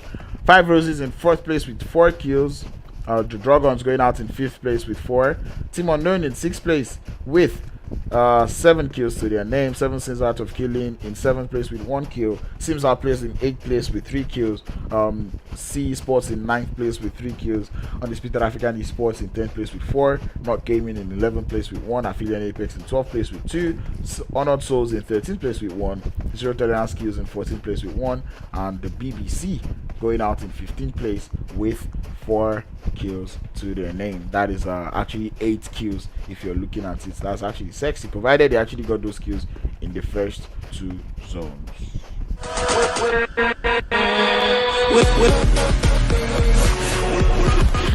The man with the most kills in this game was Amar with 4 kills and 598 damage. Our reliable teammate is going to be none other but Ghost, as he was able to get 3 revives and 1 assist in that game. Willie out there getting the last kill of the day with 2 kills, 2 assists to his name. I'd love to see that one. That was actually a sexy Miramar. Started off a little bit slowly, but by the time we kicked off into the action, it was fights over everywhere. As I was pulling away from Khk versus 4KT and pulling into Team Unknown versus who were they up against there, versus Nibble Esports, and then there's like just fight and actions going everywhere. And then there's Drogons also up there against 5 Roses, and where it was just action filled from start to finish, and I'm pretty sure you all enjoyed that one. So please drop a like on the stream, subscribe to the channel if you've not, and also share that stream to tell other people to actually come and enjoy this greatness that you're also enjoying in this game. That being said, this is the Scripted Elite League brought to you by Scripted Esports in partnership with Insider Africa, proudly sponsored by Last Vengeance and Men of Blood Esports. That being said, we've got one more match. This is the final match. This is the match where you have to do what it takes. This is the match where you actually have to die if that's what you have to do. This is the match where you have to give it to your all, put your brain into the work and try to finish it. This is going to be a very choked up match. In fact, I'm going to have to pre-cool my phone before that match. That is exactly how crazy that match is going to be, because this is the deciding factor. This is the match that would actually determine the 16 teams that you will most likely see in that super weekend. So nobody, absolutely nobody, wants to sleep on that one. You need to be awake. I will be here to bring it live to you with all action possible. Trust me, you need to have your trigger fingers ready. All of you in the chat, I want to see you type in the chat how excited you are for this last game. Put those fire emojis, and we're gonna get started for that one. I'm about to get into the next room. It's gonna be none other but Erangel. My leaderboards are updated, but I'll be showing you those leaderboards before we start the Erangel, so we know exactly where we stand. That being said, stay safe, stay connected, do not go anywhere, and I will be right back with you in less than 5 minutes.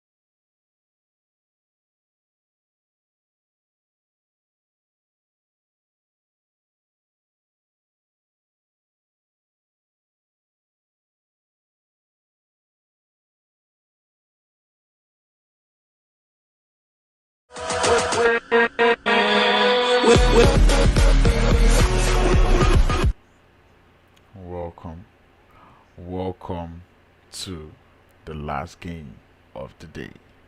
Welcome to the last game of league play. Welcome to, I'm gonna say it again, to the last game of the day. I want a white light on my face, so I'm just gonna turn that up here. Bro, this is where it's gonna get crazy. Now, before we start the match, I'm gonna be showing you guys the match a bit late. This is the Super Weekend leaderboard. Out of this leaderboard, teams that we have in the next Super Weekend, we have Influence Rate Africa already through to the next Super Weekend. G3 Temper is through to the next Super Weekend. Pain Africa is through to the next Super Weekend. Immortals in 14th is through to the next Super Weekend. And what was that last team?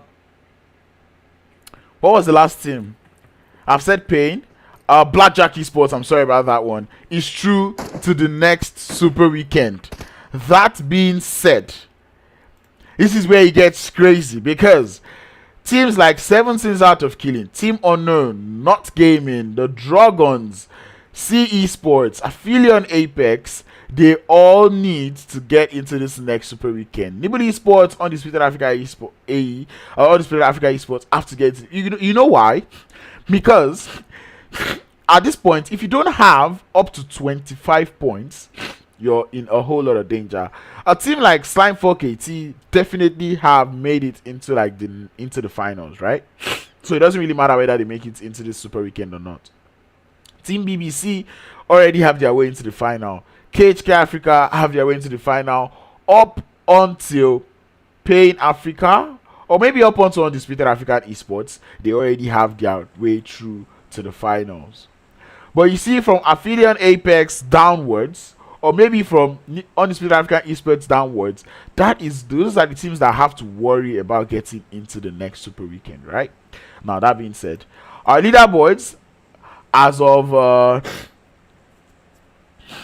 which map? As of game 1. Oh man, I really can't tell so much from game 1, right? But if I have up to game 2 loaded, I'll probably have that one updated. And then from game 2 and game 3, we can actually see what we should be expecting. But that being said, it's about to get crazy out here, so I'm not going to be stressing too much. I'll be getting into the game because we have gotten started.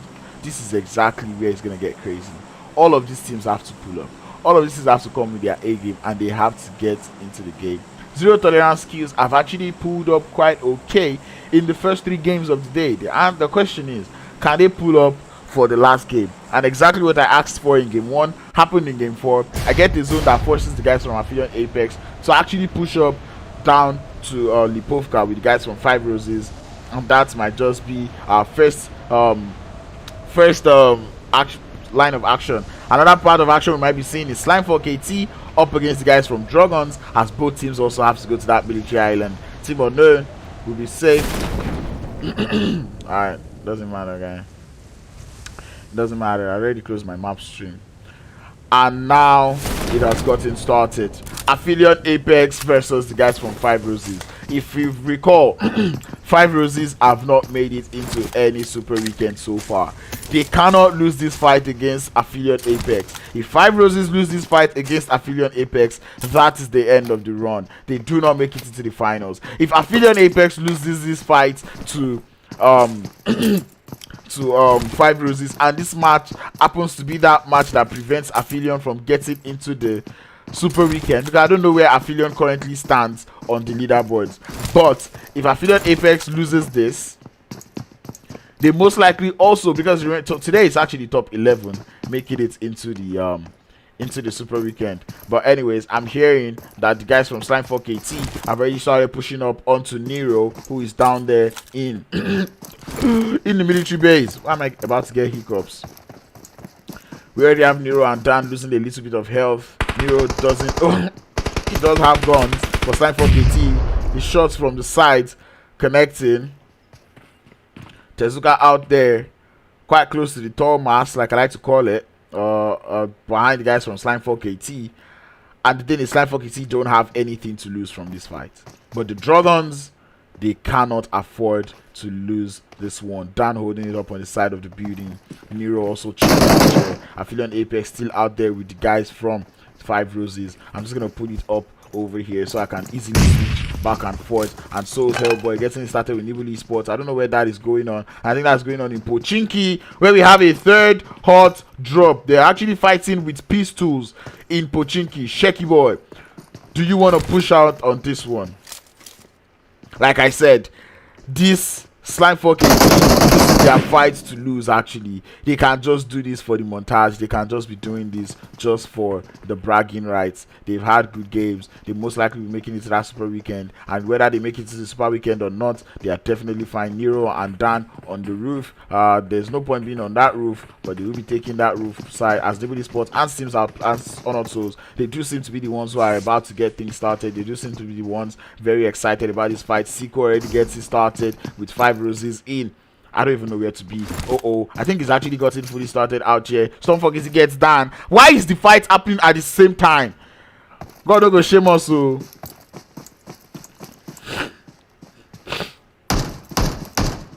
anyways, blessing out here. Kage is still knocked. Khk close to Kage. A little bit of a stalemate going on here. Shots coming out, and I think that's Rusty putting in the work. Aima gets taken out by Shaky boy. Boy gets that instant thirst. I think that was a 1v2. Aspects also finds himself on his belly. Slime for KT left to just 2. Like I said, this is actually their game to lose. This is their game, their match to lose. They are down to Just Storm, the man with the 249, and he's now added that M76228. I'll keep my eye out on the Q feed to actually make sure he doesn't, or to actually make sure to be there if he decides to pull up that 1v4. Rusty out here, they do lose Kage. Rusty out here on the top of the hill. Yeah, on top of the hill, trying to see if he can actually, you know, find some of the guys from 5 Roses. Nibble Esports, I think they actually got that complete wipe onto the Honored Souls as they're out here with 4 kills to their name. Make that 8 kills though. Anyway, Storm deciding to go for that JP card. He's got that vehicle in sight, and it's like, that's a GG, well played, Drogons. You've done well, as the Drogons get their revenge about what happened on the earlier Sandhawk. What surprises me is the fact that Not Gaming and Zero Tolerance Skills still finds their way up onto what's they call this place, up to North Jojopo, which is actually quite surprising. Out of 3 hot drops, 2 hot drops, the fight has been settled, but the fight in Lipovka has definitely not been settled. We do have an western zone, so I'm gonna see how this one's gonna play out for this guy. See Esports enjoying the whole of Yasmaya, Undisputed African Esports finding their way into the zone. Shots coming out, and I think that is Rusty, or maybe not Rusty.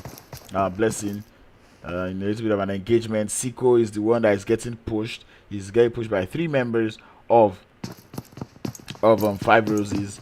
He can actually climb the roof though, but he's deciding not to actually go for that risky play, as you see him just quietly pulling away from that fight. They understand what they have to risk. Both teams have gotten 1 kill each, so they might as well they're like, oh yeah, you say GG is 1-1, 1-1, let us be going.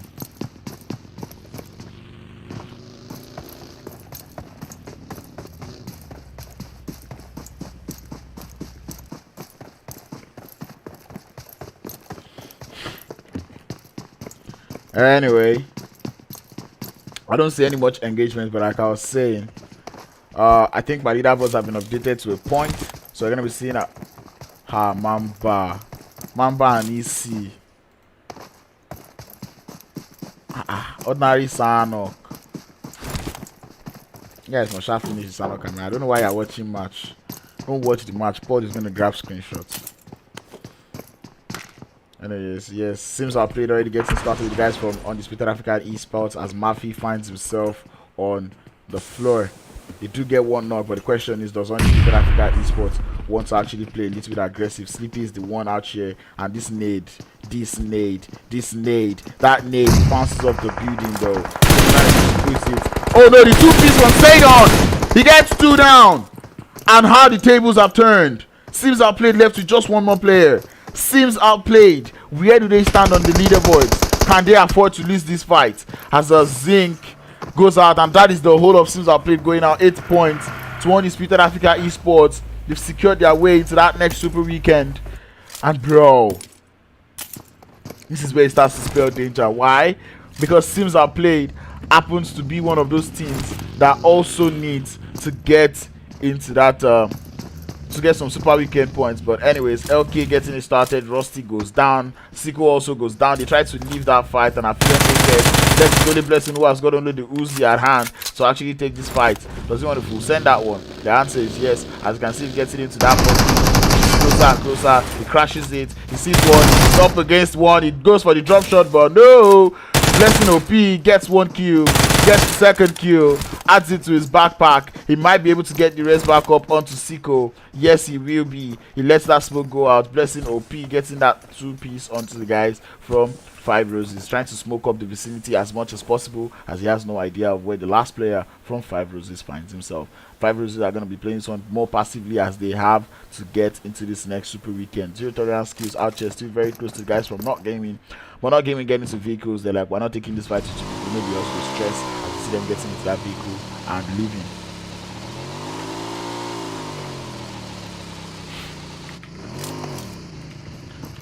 They really leaving? That's the question. But they are leaving actually. They find themselves on that northern edge of the zone, but trust me, I feel like this zone is very, very unpredictable. You might actually decide to center up on Mount Everest. You can decide to center up or go south. I'm hoping it actually centers up and finishes in the hospital open field. But let's see how that one opens, because what better way to actually go into the Super Weekend but to have an open field finish. Hopefully the gods of PUBG Mobile are listening to me. Hopefully they can hear me, and hopefully they will be answering my request. But that being said, this is the Scripted Elite League, brought to you by Scripted Esports, proudly sponsored by Last Vengeance and Men of Blood Esports. Chilling to see how this last game is going to pull up. Like I said, it's going to be a very slow game. It's going to be one where most of these things are going to be playing quite passively. And Sign4KT Storm has already crossed the bridge and is hoping to actually pull up the gatekeep onto a full squad of the Drogons. Question is, do the Drogons actually want to use the bridge to cross, or do they just want to one Storm? Like I said, this is literally Sign4KT's game to lose. They have nothing to lose. They know that they've qualified into the final, and you can just see him chilling, and he's like, he's cracking his nails, twisting his neck, cracking all those bones, taking them out, and he's like, come on guys, try to get into the zone. And he's just waiting. He's got the DP28, 47 bullets, mostly more than enough to actually do as much damage as you want. UAE getting pushed by the guys from BBC. The zone continues to center up, and there's a possibility that he might actually end up in the Gatka open fields, or the open fields of hospital, like I want. I'm actually okay. Dragons getting into their vehicles. Dragons already getting ready. One buggy, one coupe, one bike. They've got a UAC to work with. One bike, one buggy, one coupe, one UAZ, and the Dragons begin to cross. They've got 4 different vehicles, which means Storm would only be able to take out maybe not even as much. Dan is chilling. He sees that car out there in the open, I believe so. And the same thing goes for Tezuka and Dragons. Nero heading, but your car is not short enough. You need the McLaren skin to do that, boss. Anyway, Storm did decide to leave them. He's not going to be playing that gatekeeper, and and he's gonna fight for that one. Anyway, he already did get ready for that one, but he decided to actually play for that late game. As Nibble Esports rotating very close to the guys, they take some shots towards Sharo, and they will be just fine. Sharo will be fine also. He gets into that zone quite safely.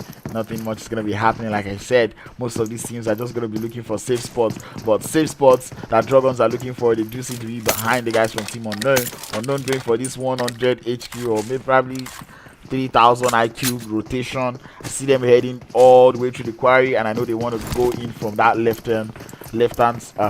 from that western side of the map. This is what's actually going to be surprising me, right?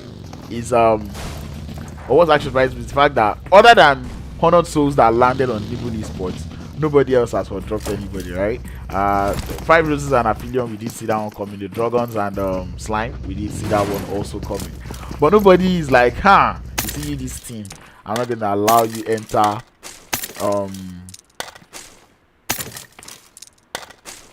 I swear, Crown's definitely. I need 2 screens, maybe not 2 screens. I have 2 screens, but I need 2 phones. So and even if I have 2 phones, I still wouldn't be able to show you both files at the same time because it's not me. Multitasking is not for me. So if you are going to get me a second screen, or sorry, a second phone, you have to bring a second human being too that will pull up that fight. I can just hit one button here to show what that person is seeing, but right now, no be me. No be me. Now, like, I would need another person, right, that will come and sit down beside me, or because if you're going to share it from, yeah, exactly. If you're going to do it through Discord, it's going to lag. It will be a little bit of a delay. Not like delay, but it's going to be like lagging, like, you know, big time lagging. Storm goes for that airdrop. I hope he finds the LMG. Let's see, what did he carry from the airdrop? Storm is just actually having fun in this one. He didn't loot that airdrop, but he showed me empty. So another person did loot that airdrop. The next airdrop was landed on the water. He's got that AUG, not the light machine gun. Ugh, I want the light machine gun.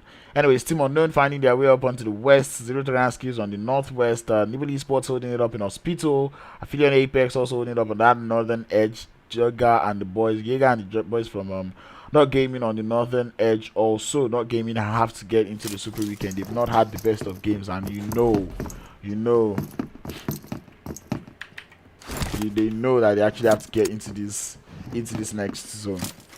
Anyway, I'm hoping this fight ends quickly. This is 4:17. Hopefully it can end before 5 because I have to get to another walking clinic. Oh boy, Not Gaming gonna be receiving visitors. Aphelion Apex tries to cross. But see they drive buggy, you get Uzi, but you say no. Nah, mini 14 you want you still come out. GG's Snorral. GG's. Anyways, Aphelion Apex gonna be able to rotate past that bridge as the mini 14 is not gonna be the thing that stops them from finding their way to the zone. Zeus already leaving that they are split, trying to form up on Risco and Snora, as he did get the memo that there is a team rotating by. Rusty not quite able to make it to that other side. He's just gonna be chilling in his compound. But like I said, I'm hoping for this zone to keep shifting us closer to Khk open field. Like, this is actually the last chance these teams have to take anyone out, because the instance this zone closes, the kills count as only 1 kill point. So you want to go and hunt for those, 2 kill points and put them in the bag. So what is going on actually?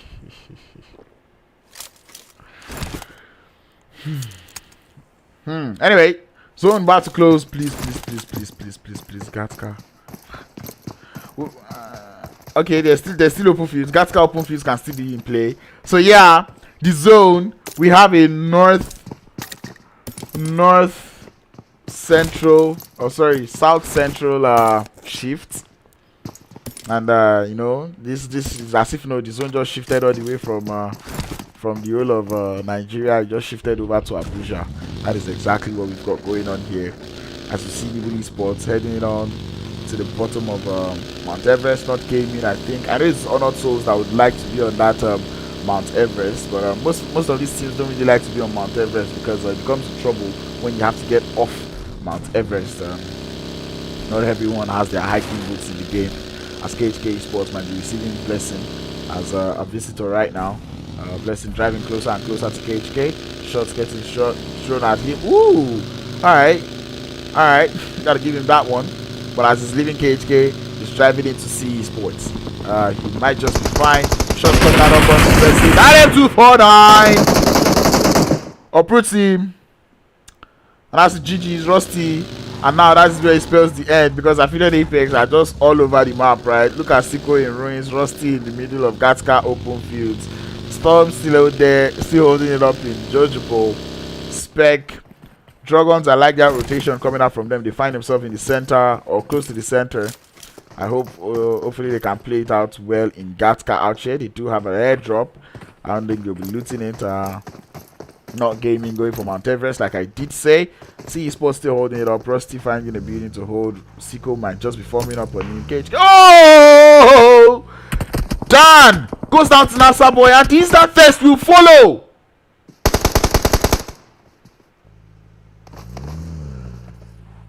He just got break first and launch served simultaneously. And Nero, you still want climb roof? Ah, someone is still picking. The way they actually got that follow-up thirst, that was wow. That was very wild. What? Sexy stuff coming out from the guys from Team Unknown there. Wow, I'm actually still blown away, man. I'm actually very blown away. NASA boy with the M24 knock, and I think that's a 1-2 ready go situation, right? It's like, boss, come. You see that guy waiting on top of that roof? I feel not calm. Just get ready to test him because he might want to crawl into the house. And as he knocked, ooh, they got the Tesla. Oh no, they got the second knock onto Dan. And will they push it? They should. Oh, Kiffy is slow. Oh, sorry, it was Dan they got. GG's Kiffy though. They're playing my feelings. Anyway, NASA boy looking for that one. Tezuka still peeking that window, and I believe if you have a team with a sniper, unless you yourself have a sniper and you're willing to go for the whole sniper war, you shouldn't be peeking. Anyways, they're actually just chilling. That boss peek are big. Maybe one person just peek. They have the idea of all the buildings that the Drogons find themselves in, and bro, how will they actually play this one? That is the question. Anyway, we're down to 13 teams, 42 players alive. Zone 3, phase 4 circle about to show, and we're gonna be seeing what's gonna happen. Who's in the chat? Who's in the chat? Let me know if you're in the chat right now. If you're in the chat and you've not grabbed someone else to the chat, if you're in the chat and you're responsible for someone else in the chat, tell me that, yo, I'm actually in the chat and this person I brought, yes, yes, Zone OP, Zone OP. We're gonna get the open field finish and PUBG Mobile. They listen to me and see Esports. TBNK, they can't push into that fight. They have to wait for that zone to close up before they get into the next one, because pushing the Drogons is a little bit of a risky fight. Oh no, they're not listening to me. Oh, they decide to push with the coupe because I said coupe with the Tesla, because what other car to push with but that Tesla. Anyway, Spiky, he does.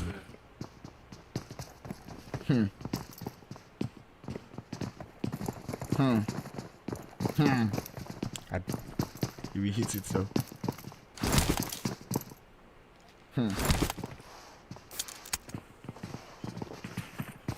Yeah, but how long can they share it for? That is the question.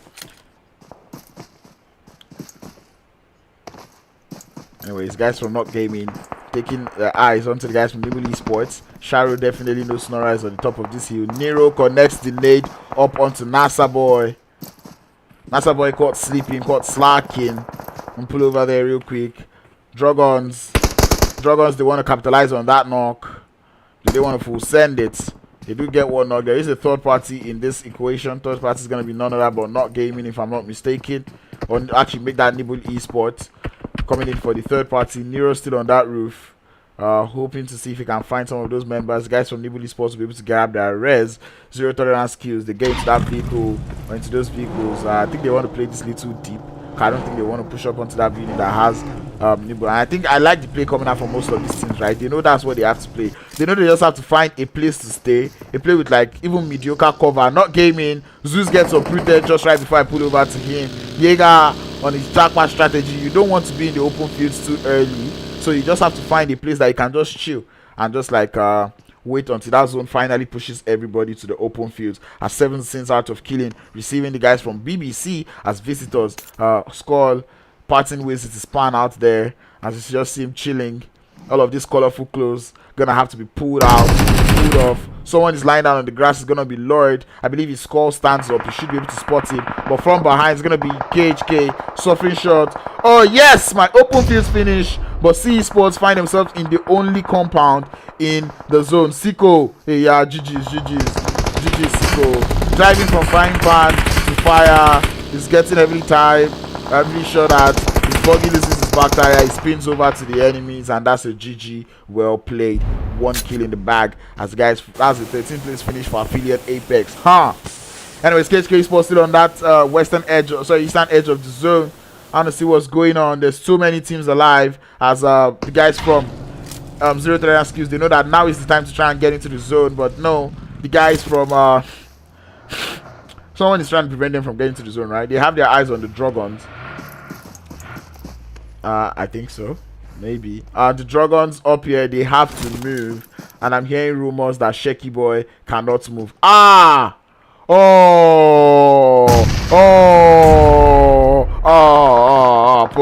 PUBG. He can actually go back though. If he goes back, he'll be fine. He should punch. Spam everything.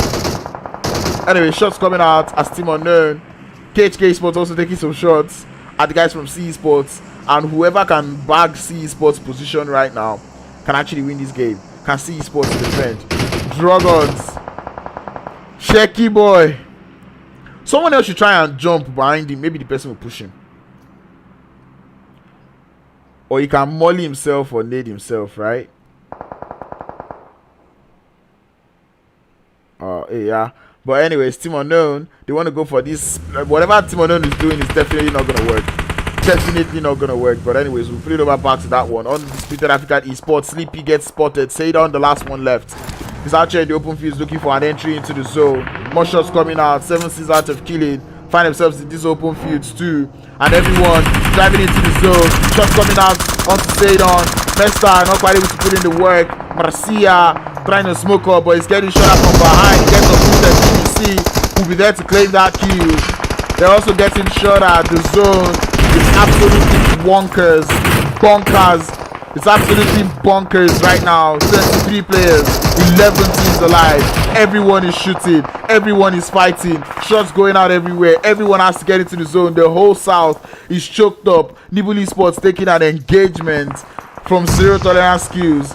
And Zero Tolerance Skills has to push into this one. Storm out there with Not Gaming. Can he actually pull up that 3-piece? The nade connects onto Nibble Esports. And can Zero Tolerance Skills push up onto this one right in time? They're getting heavily third-party by Esports. What is happening? That is going to be the end of Nibble Esports. We're down to 8 teams. I need to increase the sensitivity of this thing. Because BBC is still out here. They've lost. Oh, actually, they still have Esports. How many remain? Oh, Esports onto Zero Tolerance Skills. Sees them. Can they actually pull up the right third party? Vortex is just sneaking in the floor there. The single tap from Eli, trying to see if we can get one. We're down to 7 teams just like that. I don't know how we lost everybody, but we've lost everybody. We're down to just the open fields. KHK still alive in this one. Pyro playing it so quietly. This is the point whereby you have to count your bullets. Pyro right in front of Spec. Is he gonna spot him? Pyro getting spotted. He's getting shot at, and I don't know if Spec sees that one. Zero Tolerance Skills able to get that first, get that confirmed. Zero Tolerance Skills plays this one so well. Spec stands up, gets one, gets two, or puts through, and then Noxy, the last one left, taking the shots, and he goes down. 7 seas out of killing, holding it up. 5 teams left. We've got to pull over to Zero Tolerance Skills. They have to get into the zone. They have to crash the guys from Esports. I like the way they're playing this one. They're going from team to team, and you love to see that one. The nades coming out from Valhalla, trying to prevent as guys from Five Roses actually make that KHK Esports will be taking some shots at 7 seas out of killing. Zero Tolerance Skills pushing up onto this one. Vortex is going to be close to 2 players. He's down on health. He's got that AKS. He's defending that one. He just gets taken out. Page in that vehicle goes down. Sunny Anchor, the last one left, is in the floor. He goes down. Not Gaming trying to come in from the back. As you can just see shots coming out. Esports in a whole lot of danger. As you can see the nades coming out. Not Gaming have to push up onto this one. KHK Esports, this does look like their game for the taking, because they can easily take out whoever wins this fight from between Not Gaming and Esports. And guess who is still in this zone? 7 Sins Art of Killing is still alive. You love to see that one. They're actually holding up quite fine. Skull has still not pulled the cloth because his cloth actually rhymes with the color. And look at the splits coming from KHK. It's very excellent. It is very, very excellent from KHK Sports. So actually read, that is absolute awareness. Jairbots cannot afford to get knocked here. He's getting shot at. He has to smoke up. He has to heal up. His teammates one taking out there. Just players at him. As you can see, Pennywise trying to see if he can spray into that floor. But guess what? He gets spotted from the top of the hill. Jairbots cannot support, and now he has to go back a little bit. Lewis just absolutely smoking up, and what seemed to be like a good split is beginning to bite the guys from KHK Esports in the butt. They have to get into the zone. Pennywise gets knocked. Eli with that UMP for long range. You don't see many players do that. He's got two SMGs at hand. Can he actually hold this one up? As everybody has to get into the zone. Team 6 is gonna be Gyrobot out here trying to drink some painkillers. He's got Buggy for cover, and the guys from C Esports, they're actually out here with 9, or sorry, big than 10 kills. I mean, Gyrobot gets spotted by Valhalla. They have to push up onto this one. It's a 3v5, 3v2. More. Ooh, okay. Valhalla going for the Lotus nade, which is weird. Lotus that one. Pennywise gets knocked. Oh no, actually that's just with Q-Feed being slow. And KHK Esports, the only team right now in the zone. We're still down to 3 teams, 7 players alive. Ooh, the nade from Eli connects on to Gyrobot. They might have to full send that one. Who wins this one? Everyone is in the grass. This is the game that does it all. C Esports needs to get into the Super Weekend. The 7 sins out of killing also have to get into the Super Weekend. They all need Super Weekend placement. Smoke's getting thrown out those guys from KHK Esports. At 7 sins, okay, Spec. He's able to find one of the players. Gyrobot gets thirsted. Louis, the lone survivor for KHK Esports. Another second place finish is definitely what the guys from KHK Esports need to get into that Super Weekend. But 7 sins out of killing. They have to pull up this one. We're down to a 2v3v1. Who wins this one? Who walks home with that chicken dinner? The zone begins to push the guys from 7 sins out of killing. They have to sneak into the zone. Spec Junior gets spotted. One player left is going to be scored. Spraying into that smoke. He has to run and gun. Shots coming out. That M249. The Uzi on the floor. Not going to be able to hold it up. It's a 2v1. They are very aware, but that zone is just going to end up taking Valhalla out. No! KHK Esports. Luis is going to take that. He's going to have that chicken dinner handed over to him on a silver plate. On a golden platter. Bro, that was sick. That was actually sick. That was actually sexy. Wow. And this goes to show that I was actually right. I did say it. When you get into that final circle, when you have an open field finish, you don't want to make noise. KHK Esports played that one perfectly. They did lose 2 players, a small price to pay for salvation, but look at the way Luis played it. It was so quiet. Some people might call it camping, but trust me, in situations like this, you need to count your bullets. You have to be counting your bullets like, oh, how am I shooting?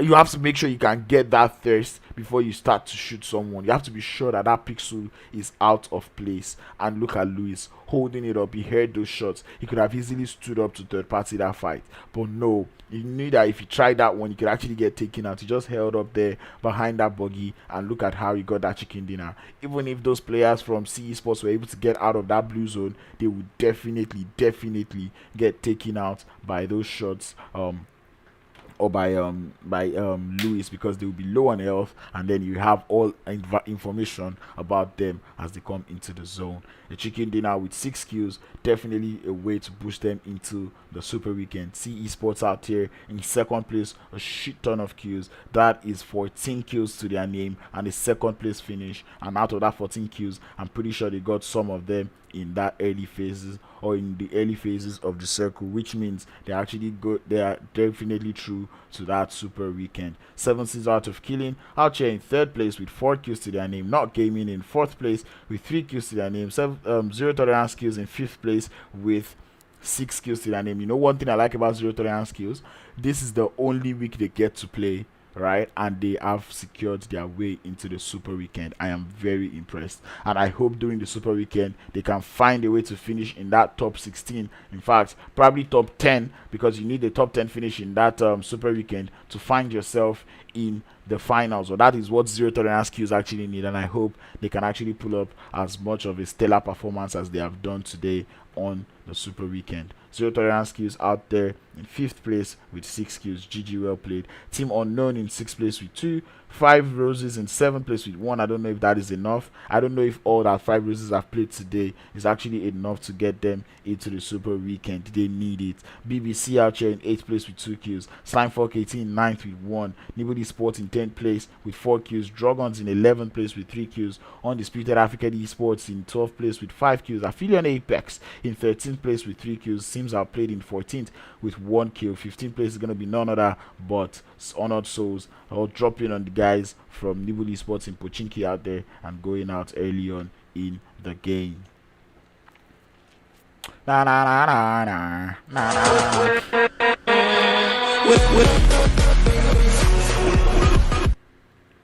Okay, anyway, we do see Wizard OP or Wizard Zin having the most kills in that game, 7 kills to his name and 954 damage to follow up with that. That's actually beautiful play coming out from Esports there, blessing the honorable or the good teammate out there, getting 1 assist and 2 revives. You saw those revives coming up after he got that that clutching factor up against the guys from 5 Roses. That was actually nice. Actually, you only got 1 player from there, right?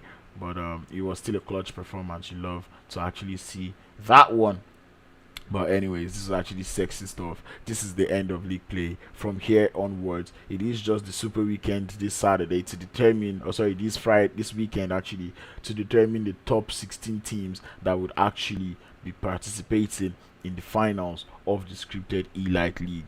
Let me show you what the leaderboards for the Super Weekend looks like. Actually, not that one. This is what the Super Weekend leaderboard looks like. You see Influence Rate Africa pretty much true. There is nothing anyone can do that is going to make them not qualify into the finals. Gamers Unite Nation definitely true to that finals also. Blackjack Esports down to the finals too. Slimefork KT up onto the finals. BBC definitely in that finals too. KHK Esports also find their way into the finals. G3 Temper into the finals. Sims Outplayed into the finals. But from Pain Africa into the finals too. Honored Souls, Nibble Esports and below. From 10th place and below is where people have to start getting worried, because that is where you can actually start getting booted out into this one. Actually, from 9th place, is where you have to start getting worried, because Sims Outplayed, there's a possibility Sims Outplayed could actually even finish at 16th, given if some of these teams at the bottom side of the table on the other page can actually rack up as much points as possible. But that still doesn't mean teams like KHK, G3 Temper and Sims Outplayed to actually sleep for this Super Weekend. With what I know, KHK Esports is true to the Super.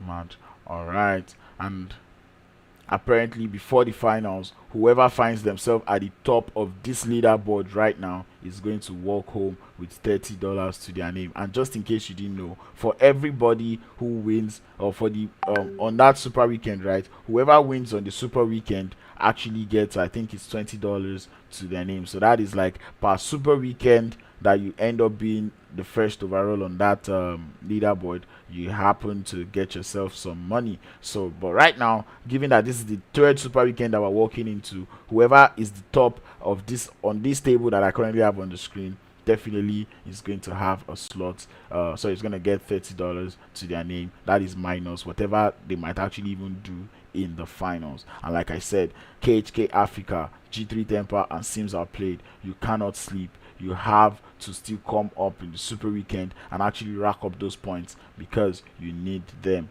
And I'm pretty sure those teams are actually going to perform. Most of these teams that are at the bottom of this table, we're going to be seeing. One thing I know for sure is that Nibble Esports, is that Zero Tolerance Skill is true to the Super Weekend, and I want to see the attitude that they're going to bring into that Super Weekend and how they are going to play that one. This was excellent gameplay coming up all the way from week 1, then to week 2, coming into week 3 today, and the final day, the 11 teams will be going into the Super Weekend, and leaderboards will be updated, students. This is the leaderboards as of Miramar. We see Nibble Esports finding themselves on the top of the table due to that back-to-back. See Esports in 2nd place in 54. You see Team BBC coming out 3rd place, and you can see that The teams that we are worried about now is Not Gaming, Undisputed Africa Esports, Sims Outplayed, and Honored Souls Africa. Oh, actually, this is actually everything. Oh no! Oh no! In case you're wondering why I'm saying oh no, Not Gaming, Undisputed African Esports, Sims Outplayed, and Honored Souls do not make it into the Super Weekend. That's done. Let me show you why, right? Here's what we have, right? I don't want that page to keep reloading, so I'm just going to put this on top. Because Honored Souls is one of the teams that I said needed to rack some points. Honored Souls is in 10th with only 7 points. Sims Outplayed didn't make it. They have only 13th. Sims Outplayed might just qualify into the Super Weekend, provided, you know, teams like Esports, Immortals, Dragons, and all don't really grab much. UAE did not make it, and I can tell you that they most likely will not be making it into that into the finals. It's actually bad. Where did UAE get it all wrong? That is the question.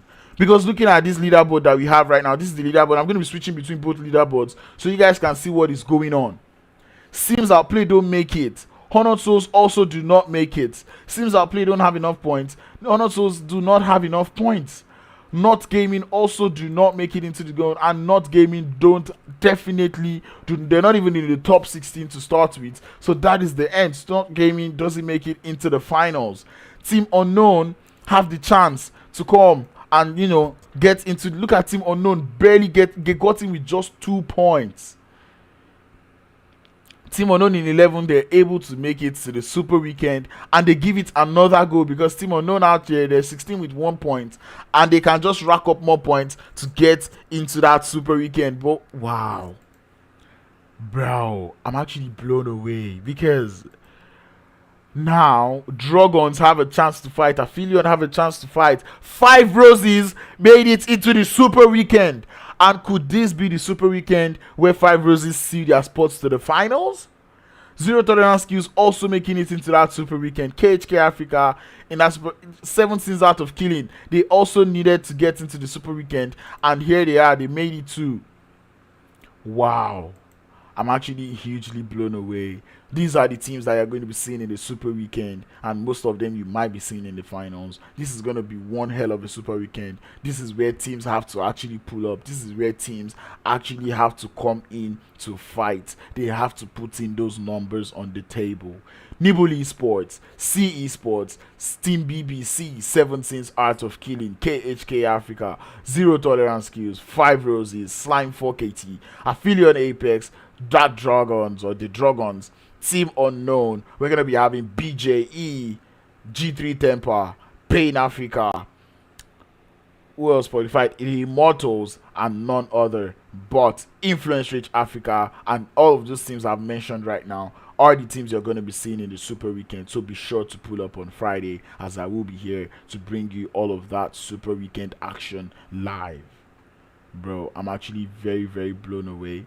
I'm actually very blown away with how the table ended. GG's to 5 Roses, GG's to Zero Tolerance Skills. Both teams securing their spots in that Super Weekend, hoping to give it a fighting chance to get into the finals. That's the GG's from me. This is the Scripted Elite League, proudly brought to you by Scripted Esports in partnership with Insider Africa, proudly sponsored by Last Vengeance and Men of Blood Esports. This was actually sexiness from the scratch to the finish. This was actually beautiful gameplay. Kudos to the staff, kudos to pretty much everyone, and kudos to all of you in the chat actually for actually being so entertaining. We'll be getting into the Super Weekend, which is going to start on Friday. Definitely going to be bringing that live to you. So that being said, be sure to pull up. Anyway, that will be all for me today. It was nice casting these 4 games. Definitely had fun while doing it. I know my face doesn't look like it, and that's because generally I'm stressed. But other than that, I'm actually very excited as to how this one turned out. GG to all the team, and for the teams that didn't make it, sorry about that one. But I'm pretty sure you guys have learned a whole lot from this tournament. That being said, that'll be the end of the stream for today. Stay safe, stay connected, practice social distancing, don't do drugs, use protection, and most of all, do not hack the game. Until next time, I'm going to be seeing you guys soon, so do stay safe, and peace out.